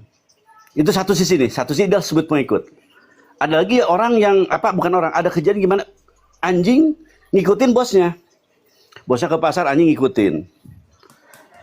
Bosnya ke ladang, dia juga mengikut. Jadi si anjing itu mengikut. Ada juga yang sebut pengikut itu bayi digendong sama ibunya. Ya, jadi ketika ibunya ke pasar, ke ladang, ke sawah, si bayi itu nempel di punggung ibunya. Nah itu juga pengikut kan jadinya. Ibu itu bayi itu ngikut ibunya. Anjing itu pengikut ngiclik gitu kalau orang sudah bilang ngiclik kepada bosnya. Sementara kami pengikut Nabi Muhammad dia begitu. Saya nggak tahu nih clear kalian itu sebagai orang Kristen, kata saya menyesuaikannya kalimat Pak Arif barusan. Di mana nih nilai Anda gitu kan? Seperti kami pengikut itu atau seperti anjing yang ikutin bosnya tadi tanpa dia sadaran apa kemana bosnya, dia nggak punya kesadaran, atau mungkin si bayi ya harus benar-benar digendong. Kalau nggak digendong dia nggak bukan pengikut lagi. Saya nggak mau Anda ini atau teman-teman Kristen tuh ya bermakna pengikut, tapi itu pengikut tadi itu yang dua itu. Sementara kalau kami lihat Biblos Anda bukan rujukan kami, tapi ketika di Biblos dikatakan sunat, puasa, kurban, kami melakukan. Mungkin kalian akan merasa keberatan, apa keberatan? Wah Pak Awan bukan pengikut. Iya katakanlah seperti itu, karena kami nggak punya kapasitas untuk menjadikan Taurat atau Biblos sebagai rujukan kan, tapi kami melihat Quran. Ada perintah Quran itu diperintahkan, kami lakukan, dan kami pengikut. Dan ternyata Yesus juga begitu gitu. Coba jadikan renungan Pak Pelik. Yang jadi pengikut itu siapa sebenarnya sekarang itu? Anda, anjing itu, atau mungkin bayi yang nempel di ibunya? Ngikut itu semua juga. Dan Bapak ada di posisi mana gitu kan? Seperti kami, seperti anjing, seperti bayi. Bisa dipahami Pak Arif ya? Mungkin itu penguatannya. Pak Angon, ya selamat sore Pak Angon. Iya Pak Pelik, kita ketemu lagi Pak Pelik. Lanjut ya Pak Pelik, aku menghormatimu. Siap. Lanjut. Oke, jadi begini. Yesus pernah berkata kepada mereka ya, orang Yahudi, para ahli Taurat dan Farisi itu. Jadi dia melukiskan mereka seperti kuburan itu kan. Jadi pakai marmer, bersihnya bukan main di luar, tetapi di dalam itu kan penuh dengan tulang belulang ya. Artinya dia menggambarkan bahwa ketaatan kepada Taurat itu kan harus sempurna. Maka dia katakan kalau kehidupanmu itu tidak melebihi ahli Taurat dan Farisi ini menyangkut bagaimana masuk surga kan, maka kamu tidak akan mendapatkan tempat yang utama dalam kerajaan surga. Jika keagamaanmu itu Pak Felix Ya, di situ. jika hidup keagamaanmu, ya kan seperti itu. Jadi di sini sebenarnya itu yang saya bilang, dia berbeda konteks ya. Jadi kami memang dalam pemahaman itu tidak harus mengikuti keseluruhan. Sebab kalau mau ikut keseluruhan ini, ajaran Yesus ya mohon maaf, mungkin ada para pendeta atau penginjil yang bisa menyembuhkan penyakit ya. Misalnya menengking dalam nama Yesus, keluarlah roh-roh jahat atau apa yang menguasai, atau penyakit tertentu. Tetapi sebagian besar orang Kristen itu kan tidak bisa. Lalu kira-kira mau lakukan apa? Kan begitu. Jadi sebenarnya orang Kristen ini seharusnya hidup itu sederhana aja. Mengikuti ajaran yang dapat dilakukan, yang dilaksanakan. Tidak usah itu sebenarnya kenapa sampai Yesus itu menyuruh murid-muridnya malah menyetujui mereka memetik gandum pada hari Sabat yang seharusnya tidak boleh ya. Itu dilarang sama sekali. Jadi kalau kita lihat sebenarnya ada semacam fleksibilitas. Ya kita tidak terikat pada hukum Taurat itu terikat seperti itu. Tapi ada kelonggaran-kelonggaran. Ya mungkin saya katakan kita ini kan yang apalagi yang non-Yahudi ini kan namanya bukan Yahudi. Tidak terbiasa dengan tradisi-tradisi keyahudian, jadi Yesus juga memaklumi lah. Kalau tidak maklumi lah, lalu kira-kira mau jadi apa kita ini kan? Kita ini memang mau dituntut sempurna, memangnya kita ini Yesus? Kan tidak bisa. Kita ini bukan Rasul, kita ini bukan Nabi. Nabi dan Rasul saja ada ketidaksempurnaan kok. Apalagi kita umat biasa ini. Nah dia kan seperti itu, jadi Yesus sebenarnya, makanya dia katakan, marilah kamu yang letih lesu dan berbeban berat, aku memberikan kelegaan kepadamu. Jadi kuk yang dipasangkan itu justru meringankan, bukan memberatkan. Seperti para ahli Taurat punya ajaran. Mereka ini kan mengajar bukan main. Ya, tapi dalam pelaksanaannya itu, dalam bahasa Yesus kita bisa katakan secara kasar ini kan sebenarnya nol besar juga. Jadi mereka ini kan justru dikatakan menempati tempat yang paling gawat sebenarnya. Saya tidak katakan masuk neraka, tetapi di surga ya mungkin di posisi-posisi yang rendah juga. Dan saya pikir begini ya, orang Kristen cukup. Saya komentari. Belum lanjut. Ya cukup. Silakan. Oke Pak Angon, silakan Pak Angon. Siap. Pak, saya tertarik kalimat Bapak. Bapak melihat bahwa para nabi aja Bapak bilang nggak sempurna. Ya, apalagi kami gitu kan. Terus kita tidak mampu sempurna sehingga kita harus meninggalkan. Apa itu konsep yang kemudian disuguhkan kepada kami? Udah Angon karena lu nggak bisa kayak nabi, udah kamu jadi pengkhianat aja, kan nggak begitu juga. Atau jadi udah pengingkar aja, nggak gitu juga. Nah, konsep yang kami miliki berkenan dengan para nabi yang mungkin oleh Bapak katakanlah tidak sempurna. Kata Bapak, kalau kami ya nggak mungkin lah, para nabi dipilih oleh Allah gitu kan, kemudian dia tidak sempurna. Karena mungkin Bapak berkaca kepada kitab Bapak yang menjelaskan para nabi itu agak cenderung brengsek gitu kan, amoral, asusila di kitab Anda. Di kitab kami tidak Pak. Para nabi itu diceritakan begitu agung, mulia, dan layak menjadi toladan. Laqad kana lakum fi uswatun hasanah. Sungguh telah ada Pak Rasul itu teladan yang baik bagi kamu, bagi mereka yang mengharap rahmat Allah. Bagaimana bisa Tuhan kami yang telah memuliakan mereka, bahkan kami dianjurkan untuk menjadikan mereka sebagai teladan, oleh Bapa seakan-akan dipersalahkan. Jadi kami menolak ketika para nabi itu, maaf ya, distigma negatifkan oleh kalimat Bapa. Yang utama apa yang saya lihat, kalau Bapak melihat bahwa surga itu bertingkat-tingkat. Ini konsep Tuhan yang adil loh Pak. Kalau para nabi yang manusia biasa, tingkat ketaatannya lebih dari kami, ya, tentunya dia berhak mendapatkan surga yang lebih tinggi. Sementara mereka pun, kami pun sebenarnya bisa seperti mereka. Cuman kan tadi, kita lebih cenderung mengikuti hawa nafsu. Tapi mereka udah terjaga. Dirinya menjaga untuk kemudian taat patuh tunduk. Ini para nabi loh Pak. Mereka para nabi itu manusia biasa sama seperti kita. Berjalan ke pasar, dia lapar, dia haus. Mereka juga punya anak keturunan. Nabi loh Pak, ini kita bicara. Termasuk baginda Yesus ya. Kami pasti baginda Yesus termasuk dalamnya, include dalamnya. Dia Nabi Allah, utusan Allah. Dia dilahirkan, dia punya anak, punya keturunan. Atau menjadi, dia adalah bagian dari keturunan gitu kan. Kalau mungkin agak saya menghormati ada pemahaman bahwa dia nggak punya anak, punya istri lah. Tapi dia juga keturunan kan, punya ibu. Gitu kan. Ada sebab tuh. Nah, yang saya tekankan Pak, para nabi itu ternyata punya derajat bagus di hadapan manusia. Kalau manusia di hadapan Tuhan itu bertingkat-tingkat dalam ketaatannya, ini bagus Pak, konsepnya, lihat konsep Islam. Maka surga pun bertingkat-tingkat. Maka ada kelas klasifikasi surga yang kami pahami. Ini layaknya surga ini adalah untuk para nabi. Ini untuk para sahabat nabi. Ini untuk para tabiin. Ini untuk ini untuk mujahid segala macam. Atau ini untuk orang-orang yang berjalan jalan Allah. Konsep ini sangat nyaman bagi kami. Saya suatu saat di surga tidak akan ngiri kepada Utina Sarah. Kalau ternyata Utina Sarah ada di surga di atas, saya nggak bakal ngiri. Kenapa? Mungkin etnisasi yang nggak bagus. Kalau Utina Sarah ini perempuan, tapi kalau dia mungkin tahajudnya rajin, beda dengan saya. Sodakonya banyak, beda dengan saya. Harta yang banyak, harta yang sama, tapi dia lebih banyak kalau saya enggak. Waktu yang sama diberikan 24 jam, Utina Sarah bisa melaksanakan sholat tahajud, sholat malam atau 2. Saya enggak. Atau dengan Ustaz Arif lah. Ya. Jadi kalaupun saya mungkin di bawah mereka nggak ada masalah Pak, saya tahu diri. Pantas dan layak saya mendapatkan di sini Pak, tapi tetap surga kan? Tempat kebahagiaan. Nah, konsep ini yang kemudian nyaman. Ketimbang kami mengikuti konsep yang Bapak suruh kepada kami tadi, ketika perintah Tuhan Bapak ingkari dengan berbagai alasan ya. Ada alasan dan Bapak, saya mempersilahkan Bapak beralasan, tapi ingat alasan ini di hadapan mahkamah nggak bakal diterima. Dan aku yakin nanti akan ada suatu zaman, suatu masa mahkamah bicara dengan Bapak. Wahai Pelik, kenapa lu masuk neraka? Ini bahasa Quran nih Pak, maaf ya, saya mengutip pelan. Kenapa lu masuk neraka? Nah gitu. Ternyata ada kalimat, bukankah telah datang kepada si Anon, si Sarah, si Arif, si Juma, si ABC gitu kan, yang menjelaskan bahwa pertemuan kedua hari ini dengan aku. Tetapi kamu waktu itu menolak. Pada dijelaskan tentang surga yang bertahap-tahap atau berkelas-kelas, orang manusia berkelas-kelas. Logikamu dihancur supaya antum paham dengan apa yang disampaikan. Tetapi penolakanmu, pengingkaranmu jelas karena kamu cenderung mengikuti hawa nafsu. Kita duduk berdua Pak, di meja makan. Bapak cenderung makan apa, saya cenderung apa. Kita dikasih kekhususan untuk Allah mengambil? Enggak. Saya ngambil daging ayam, sama seperti Anda mengambil daging babi. Sama Pak kemungkinan kesanggupannya itu.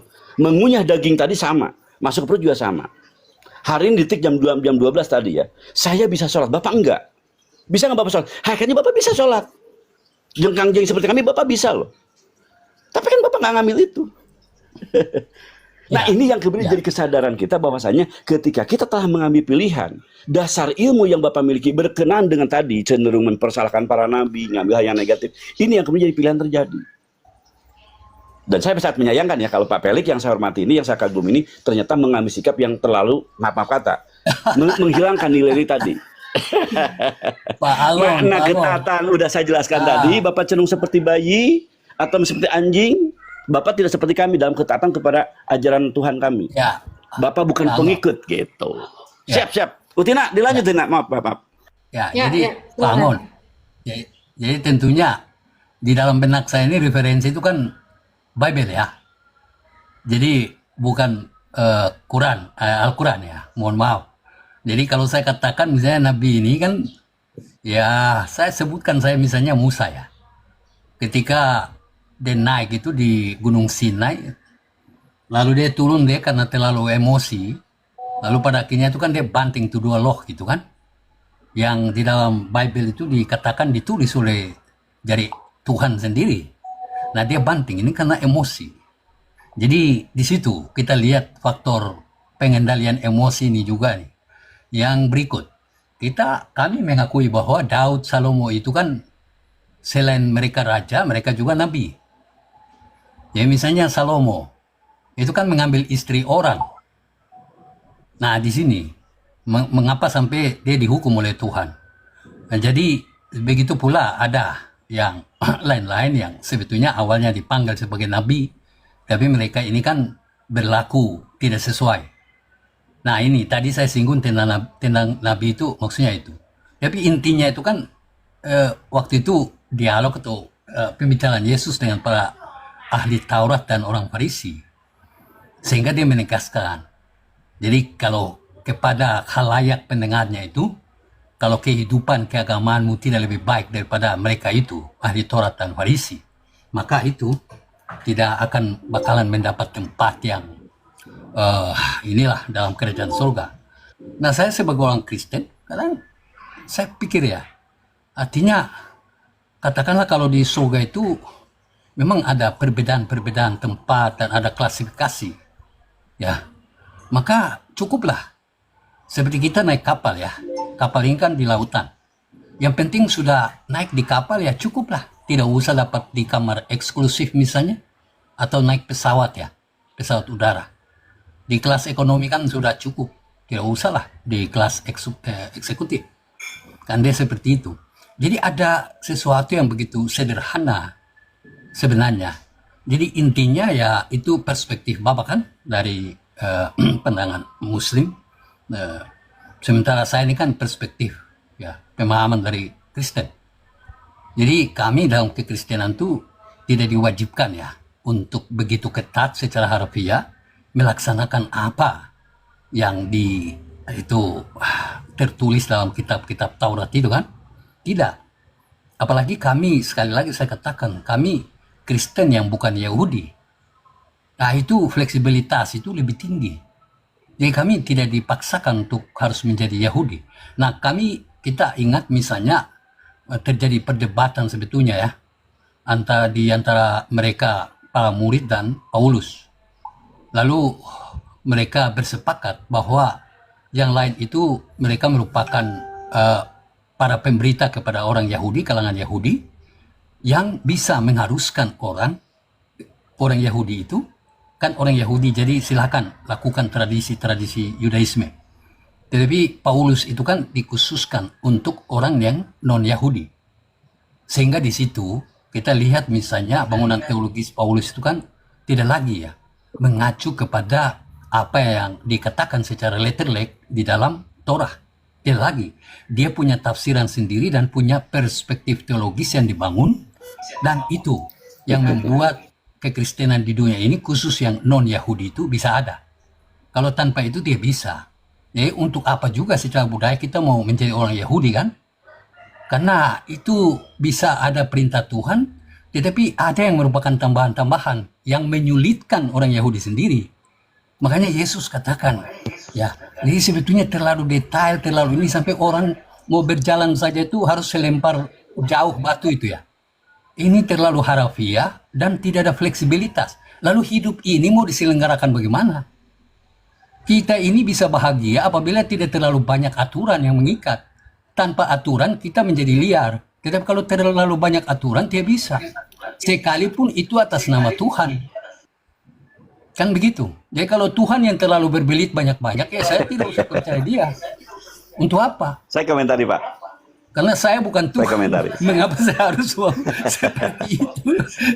Ustaz Arif, mau bicara Ustaz Arif atau Tina mungkin mau bicara sebelum saya masuk lagi dikit? Enggak, silakan Pak Hon. Silakan Pak Hon. Pak Arif, maaf ya. Jadi gini Pak, saya melihat bukan fleksibilitas yang Bapak suguhkan ke saya atau itu alasan. Itu Bapak beralibi loh Pak. Iya. Mustahil Tuhan, mustahil loh Pak. Tuhan menciptakan kita dari pertama generasi pertama ke anaknya Adam, cucunya Adam, cicitnya Adam, kepada Nuh, kepada Ibrahim, kepada Musa, kepada Isa, Yesus, kepada Muhammad, kepada kita. Mustahil Tuhan membedakan kelas-kelas enggak. Manusia pada sama. Saya tidak akan pernah mengatakan bahwa Tuhan merubah paradigma cara berpikir manusia. Secara umum itulah manusia. Coba Pak, ikuti narasi yang saya sampaikan. Tidak maksud memaksa, tapi jadi bahan renungan aja. Jadi ketika Bapak mengatakan tadi ada istilah fleksibilitas, itu alibi yang Bapak pakai untuk kemudian Bapak meninggalkan apa yang telah ditetapkan. Ada kemampuan, saya katakan tadi, Bapak berbuat sesuatu yang tertulis dalam kitab Bapak. Cuman masalahnya antara mau dan tidak, kan mengambil atau tidak. Kami Pak, kami Muslim tuh ada kemampuan untuk taat 100% kepada Tuhan. Tapi kan tadi ada yang kemudian cenderung mengiyakan atau cenderung mengkhianati. Enggak, aku hari ini enggak sholat aja. Bisa sholat, bisa. Kan gitu. Apalagi dibanding dengan kalian ini. Atau maaf ya, saya bilang kalian tuh mungkin orang yang di luar kami. Nah, saya katakan itu alibi. Cara untuk kemudian mengkhianati. Sementara Tuhan yang menciptakan manusia mereka sama. Dulu, sekarang, dan yang akan datang itu sama Pak. Kata dulu bukan cuma saya kemarin, ibu saya, nenek saya, enggak. Mungkin 1000 tahun atau 2000 atau mungkin 5000 atau mungkin sekian juta tahun yang lalu. Kemanusiaan mereka adalah yang mana mereka sama. Kecenderungan mereka sebagai makhluk Tuhan, yang mana mereka juga keturunan Adam, punya naturi yang sama, punya kesamaan, punya istilahnya punya pembawaan yang sama. Saya lebih detail lah ke Pak Pelik, biar Bapak menyadari. Kalau ya, ini agak sedikit ini, tapi insya Allah Bapak paham. Katakanlah ada asam yang dimakan oleh kita sekarang. Katakan asam itu ada sejak jadi Adam ya, Adam asam itu. Ketika saya hanya menggigit asam, maka saya nyengir. 10 tahun yang lalu atau 1000 tahun yang lalu nenek moyang saya, keturunan ibu dan kakek saya itu mereka ketika gigit asam yang nyengir.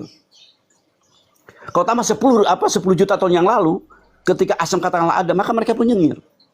Itu yang saya tekankan Pak. Jadi cara berpikir tentang ketuhanan juga begitu. Bagaimana nih Bapak mengatakan bahwa dulu mah untuk orang-orang Yahudi, maaf ya saya kata mungkin saya agak tidak presisi seperti kalimat Bapak. Saya kata gitulah. Orang Yahudi dulu begitu, tapi dia nggak mampu. Maka begini ketidakmampuan itu. Bagaimana Tuhan Sang Maha Kreator ini, pencipta manusia, kemudian memberikan beban yang manusia nggak sanggup. Saya pikir Tuhannya batal kalau gitu. Terukur Tuhan itu Pak, menciptakan manusia itu. Yang konsisten yang sama itu terukur. Tapi masalah manusia itu punya kecenderungan tadi, kecenderungan taat, kecenderungan hianat. Kalau kita sebut free will ya, ada kebebasan dia untuk mengambil atau tidak. Sementara dikasih kuasa yang sama oleh Tuhan. Nah, inilah yang kemudian kami lihat bahwasanya ujian yang ada pada manusia itu sama. Jadi nggak bisa dong Pak, nggak masuk ketika ujian itu. Kalau dulu ujian kepada Musa begini, kepada Ibrahim, tapi kepada Yesus berbeda, atau setelah Yesus berbeda. Oh, untuk ujian untuk Tuhan dan kepada kalian beda. Ya nggak bisa dong Pak. Bagaimana menceritakan Tuhan, penjelasan ya, narasi tentang Tuhan kok berbeda. Tuhan saya yang kami narasin kepada Pak Pelik, itu sama ketika saya narasin di depan Musa. Saya merasakan Tuhan nih Pak. Siapa Tuhanmu Amun? Kata Musa. Saya akan jelas seperti Bapak sering dengar dari kami kan. Tuhanku Allah pencipta langit dan bumi. Dia maha hebat, maha tinggi, maha agung, bijaksana segala macam. Rahman, Rohim, Malik, Agung. Musa tidak akan mempersalahkan itu betul. Itu Tuhan kita Amun. Tidak akan mungkin sama Tuhanku adalah datang menjadi Nabi Muhammad. Enggak kan. Tuhan menciptakan Nabi Muhammad supaya dulu juga menciptakan engkau wahai Musa. Iya benar. Menceritakan Tuhan, mendeskripsikan Tuhan ya sama, konsisten kan. Kata di manusia itu sama. Nah, alibi sekali kata alibi yang Bapak sampaikan kepada kami, alibi yang akan Bapak pertanggungjawaban di akhirat nanti kelak. Lisan Bapak, ya saya yakinkan, lisan Bapak sekarang untuk berusaha untuk seakan-akan ya mengelabui diri, menipu diri, menipu Allah, menipu umat orang manusia beriman. Suatu saat akan dirasakan Bapak. Karena tadi pemahaman Islam yang kami dorong, kami jelaskan, kami serukan kepada Bapak, akal Bapak membenarkan itu tentang Tuhan. Bapak nggak pernah menghina Nabi Tuhan kami dengan, iya Aman, masa sih kamu bertuhan kepada Tuhan yang tidak pernah ngantuk, tidak pernah mati? Nggak pernah Bapak menghinakan kami dengan itu. Kan narasi itu benar kan? Tuhan layaknya nggak pernah tidur, nggak pernah ngantuk, apalagi mati. Tapi kami kepada Bapak apa hinaannya? Serius Pak Pelik, Tuhan mati? Karena akal ini nggak menerima gitu kan. Orang-orang ateis nggak menerima kalau ada konsep Tuhan mati. Orang agnostik apa lagi? Jangan kepanjangan lah. Kang Arif lanjut ah. Saya lagi makan ini, lanjut. Allahu Akbar. Ya, jadi itulah sebenarnya problematika itu kan di sini. Satu hal yang selama ini saya pikirkan ya, kita berdiskusi ya, kita ada yang sukanya berdebat, tapi pertanyaan mendasarnya, apakah Tuhan kita itu sama ataukah beda secara substansial ya? Saya tidak berbicara tentang nama atau apa ya, tapi secara substansial, apakah Tuhan kita sama? Dan kalau sama itu bagaimana? Dan kalau dia beda bagaimana? Nah, karena perbedaan fundamental itu, makanya bagaimanapun juga ya, sejauh ini konsep misalnya dari Kristen pasti mental begitu kepada Islam ya. Begitu pula sebaliknya, Islam ke Kristen pasti mental. Kita mau pakai pendekatan koersif tekanan ataupun pakai pendekatan persuasif sama saja. Itu dia mental. Selagi kita belum punya kesepahaman tentang hal yang fundamental ini. Itulah sebabnya kalau dalam diskusi seperti ini, otomatis sebagai Kristen saya akan membawakan narasi yang Kristiani. Dan saya tidak mungkin memaksakan Pak Angon untuk mengikuti saya punya pemahaman. Begitu pula saya pikir sebaliknya kan. Jadi mungkin kerja besar kita ini merenungkan dan bagaimana kita mendiskusikan apakah Tuhan kita itu sama atau berbeda. Kalau sama, maka disitulah argumentasi. Kalau beda, mengapa dia berbeda dan bagaimana perbedaan itu kita sikapi kan? Nah, jadi saya tidak mau katakan misalnya Pak Angon nanti ke surga nanti jadi apa, itu Pak Angon punya pemahaman. Saya tidak mungkin mau memakai perspektif saya untuk menjudge Pak Angon, itu tidak bisa. Ya, kan begitu. Kita hanya bisa berbicara, tetapi pada akhirnya peresapan itu kan kembali kepada masing-masing. Kan begitu, ada yang secara keras itu kan menolak, ada yang pikir-pikir, ada yang pada akhirnya ya membolak-balik dulu itu data-datanya kan, berupa ayat-ayat kitab suci untuk memeriksa kembali ini benar atau tidak benar, rasional atau tidak kan? Ya kan seperti itu. Jadi Pak Angon, mungkin kita tugas itu memikirkan, mendiskusikan kira-kira Tuhan kita ini sama atau tidak. Mungkin dalam pertemuan-pertemuan berikut ya, supaya kita itu kan bisa mendiskusikan hal-hal yang sifatnya lebih substansial ketimbang hal-hal yang sifatnya lahiriah, yang pada hakikatnya dan ketika ditabrakan dengan fakta lapangan, empiris, itu kan kebanyakan kita ini tidak taat. Kita ini macam saya mungkin orang rajin baca Bible misalnya ya. Tapi apakah saya melakukan itu dalam keseharian? Nah ini pertanyaannya. Sehingga oke, dalam ranah argumentasi kelihatannya kita sempurna. Tapi dalam ranah pelaksanaannya, apakah sungguh kita sudah melaksanakan perintah yang tertulis dalam kitab suci, khusus saya di dalam kitab suci saya itu, apakah saya bisa melaksanakan itu? Dan kalau saya melaksanakan itu, berapa persen yang bisa saya laksanakan? Saya mau katakan ya, bahwa saya jauh dari kesempurnaan. Maka saya merasa cukup dengan apa yang bisa saya lakukan. Nah, daripada saya paksakan diri. Pak Felix, sebentar. Sebentar Pak Ya, Felix. silakan. Kan tadi Pak Felix Silakan. mengatakan, maaf ya Pak Angon, Ustadz Arif, Lanjut, Pak Pancing. lanjut Utina, lanjut. Ini ada Pancing. Halo, selamat siang. Assalamualaikum. Bentar. Assalamualaikum, haleluya, Allahu Akbar semuanya. Ngomong apa sih? Nggak jelas kayak gitu. Pak Felix, maksudnya gitu ya?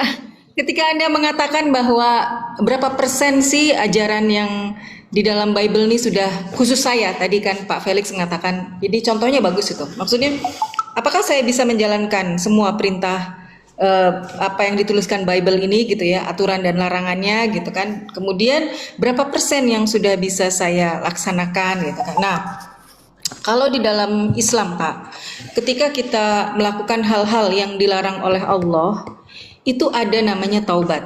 Itu ada namanya kita istighfar. Dan istighfar itu bukan hanya ketika kita melakukan sebuah dosa besar gitu.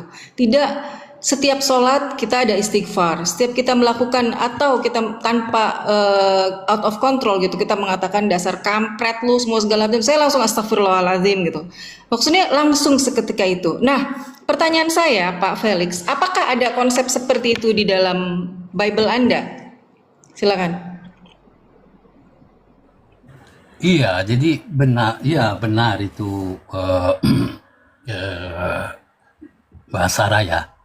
Jadi Yesus berkata kepada Nikodemus bahwa kalau kau tidak lahir kembali, maka kau tidak masuk kerajaan surga. Artinya harus ada perubahan.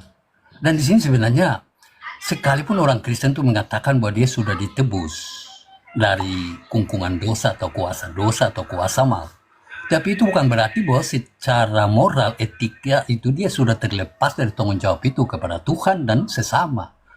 Jadi kalau dia berbuat salah kepada sesama manusia, dia harus meminta maaf. Dan kalau orang itu berbuat salah kepada dia, dia memberikan maaf. Begitu pula kepada Tuhan. Dia harus ya. Jadi orang Kristen itu saya tidak tahu, tapi secara keseluruhan kalau kita hidup dalam jemaat Kristen, dan saya tahu, itu malam-malam ya, ada waktu khusus itu orang Kristen itu kan berdoa sendiri, rumah tangganya dikumpulkan, lalu kemudian berdoa, memohon ampun atas segala dosa yang dilakukan. Bahkan dalam Kristen juga sebenarnya ada puasa, tetapi puasa kita kan beda. Kalau kami itu berpuasa apabila ada hal-hal tertentu dan kami tidak makan, tidak minum bisa 2-3 hari. Dan itu harus kami lakukan. Pak Felix, sebentar. Ya. Sebentar, sebelum terlalu jauh. Tadi kan saya juga sama Bang Kepas di depan udah ngomong gitu ya. Artinya kalau misalkan tadi Pak Felix mengatakan adalah norma, ada etika gitu. Kita kalau misalkan berbuat salah sama seseorang, kita harus minta maaf, betul. Sama Tuhan juga begitu kan. Nah, di dalam Islam itu jelas Pak Felix. Jadi yang memasukkan kita ke dalam surga, gitu, rahmatnya Allah. Tapi pertanyaan nih, apakah rahmat Allah itu akan turun kepada orang-orang yang jahat? Apakah kasih sayang, rahmat kasih sayangnya, apakah kasih sayang Allah itu akan turun kepada orang-orang yang selalu membuat makar, yang selalu berdusta, yang selalu bohong? Gitu kan? Jadi seberapapun kamu beramal, seberapapun kamu sholat, kamu tahajud, kamu baca Quran, kamu sodakoh, tapi kalau lidah kamu menyakiti hati orang gitu ya, melampaui batas gitu, membalas orang yang berbuat jahat kepada kamu, melampaui batas, ya akan ada hitungannya. Saya bertanya, ini saya menceritakan tentang konsep Islam. Saya bertanya tentang konsep kekristenan yang selalu, apalagi tentang Tritunggal, yang selalu mengedepankan konsep Tritunggal, pengorbanan Yesus, dosa sudah ditebus dengan darah Yesus, gitu kan? Setiap orang yang berdosa adalah maut, gitu. Dan konsekuensinya ya itulah, Tuhan Bapa mengirimkan anaknya untuk disalib, untuk menebus dosa setiap manusia. Gitu ya. Ini kamera ininya siapa?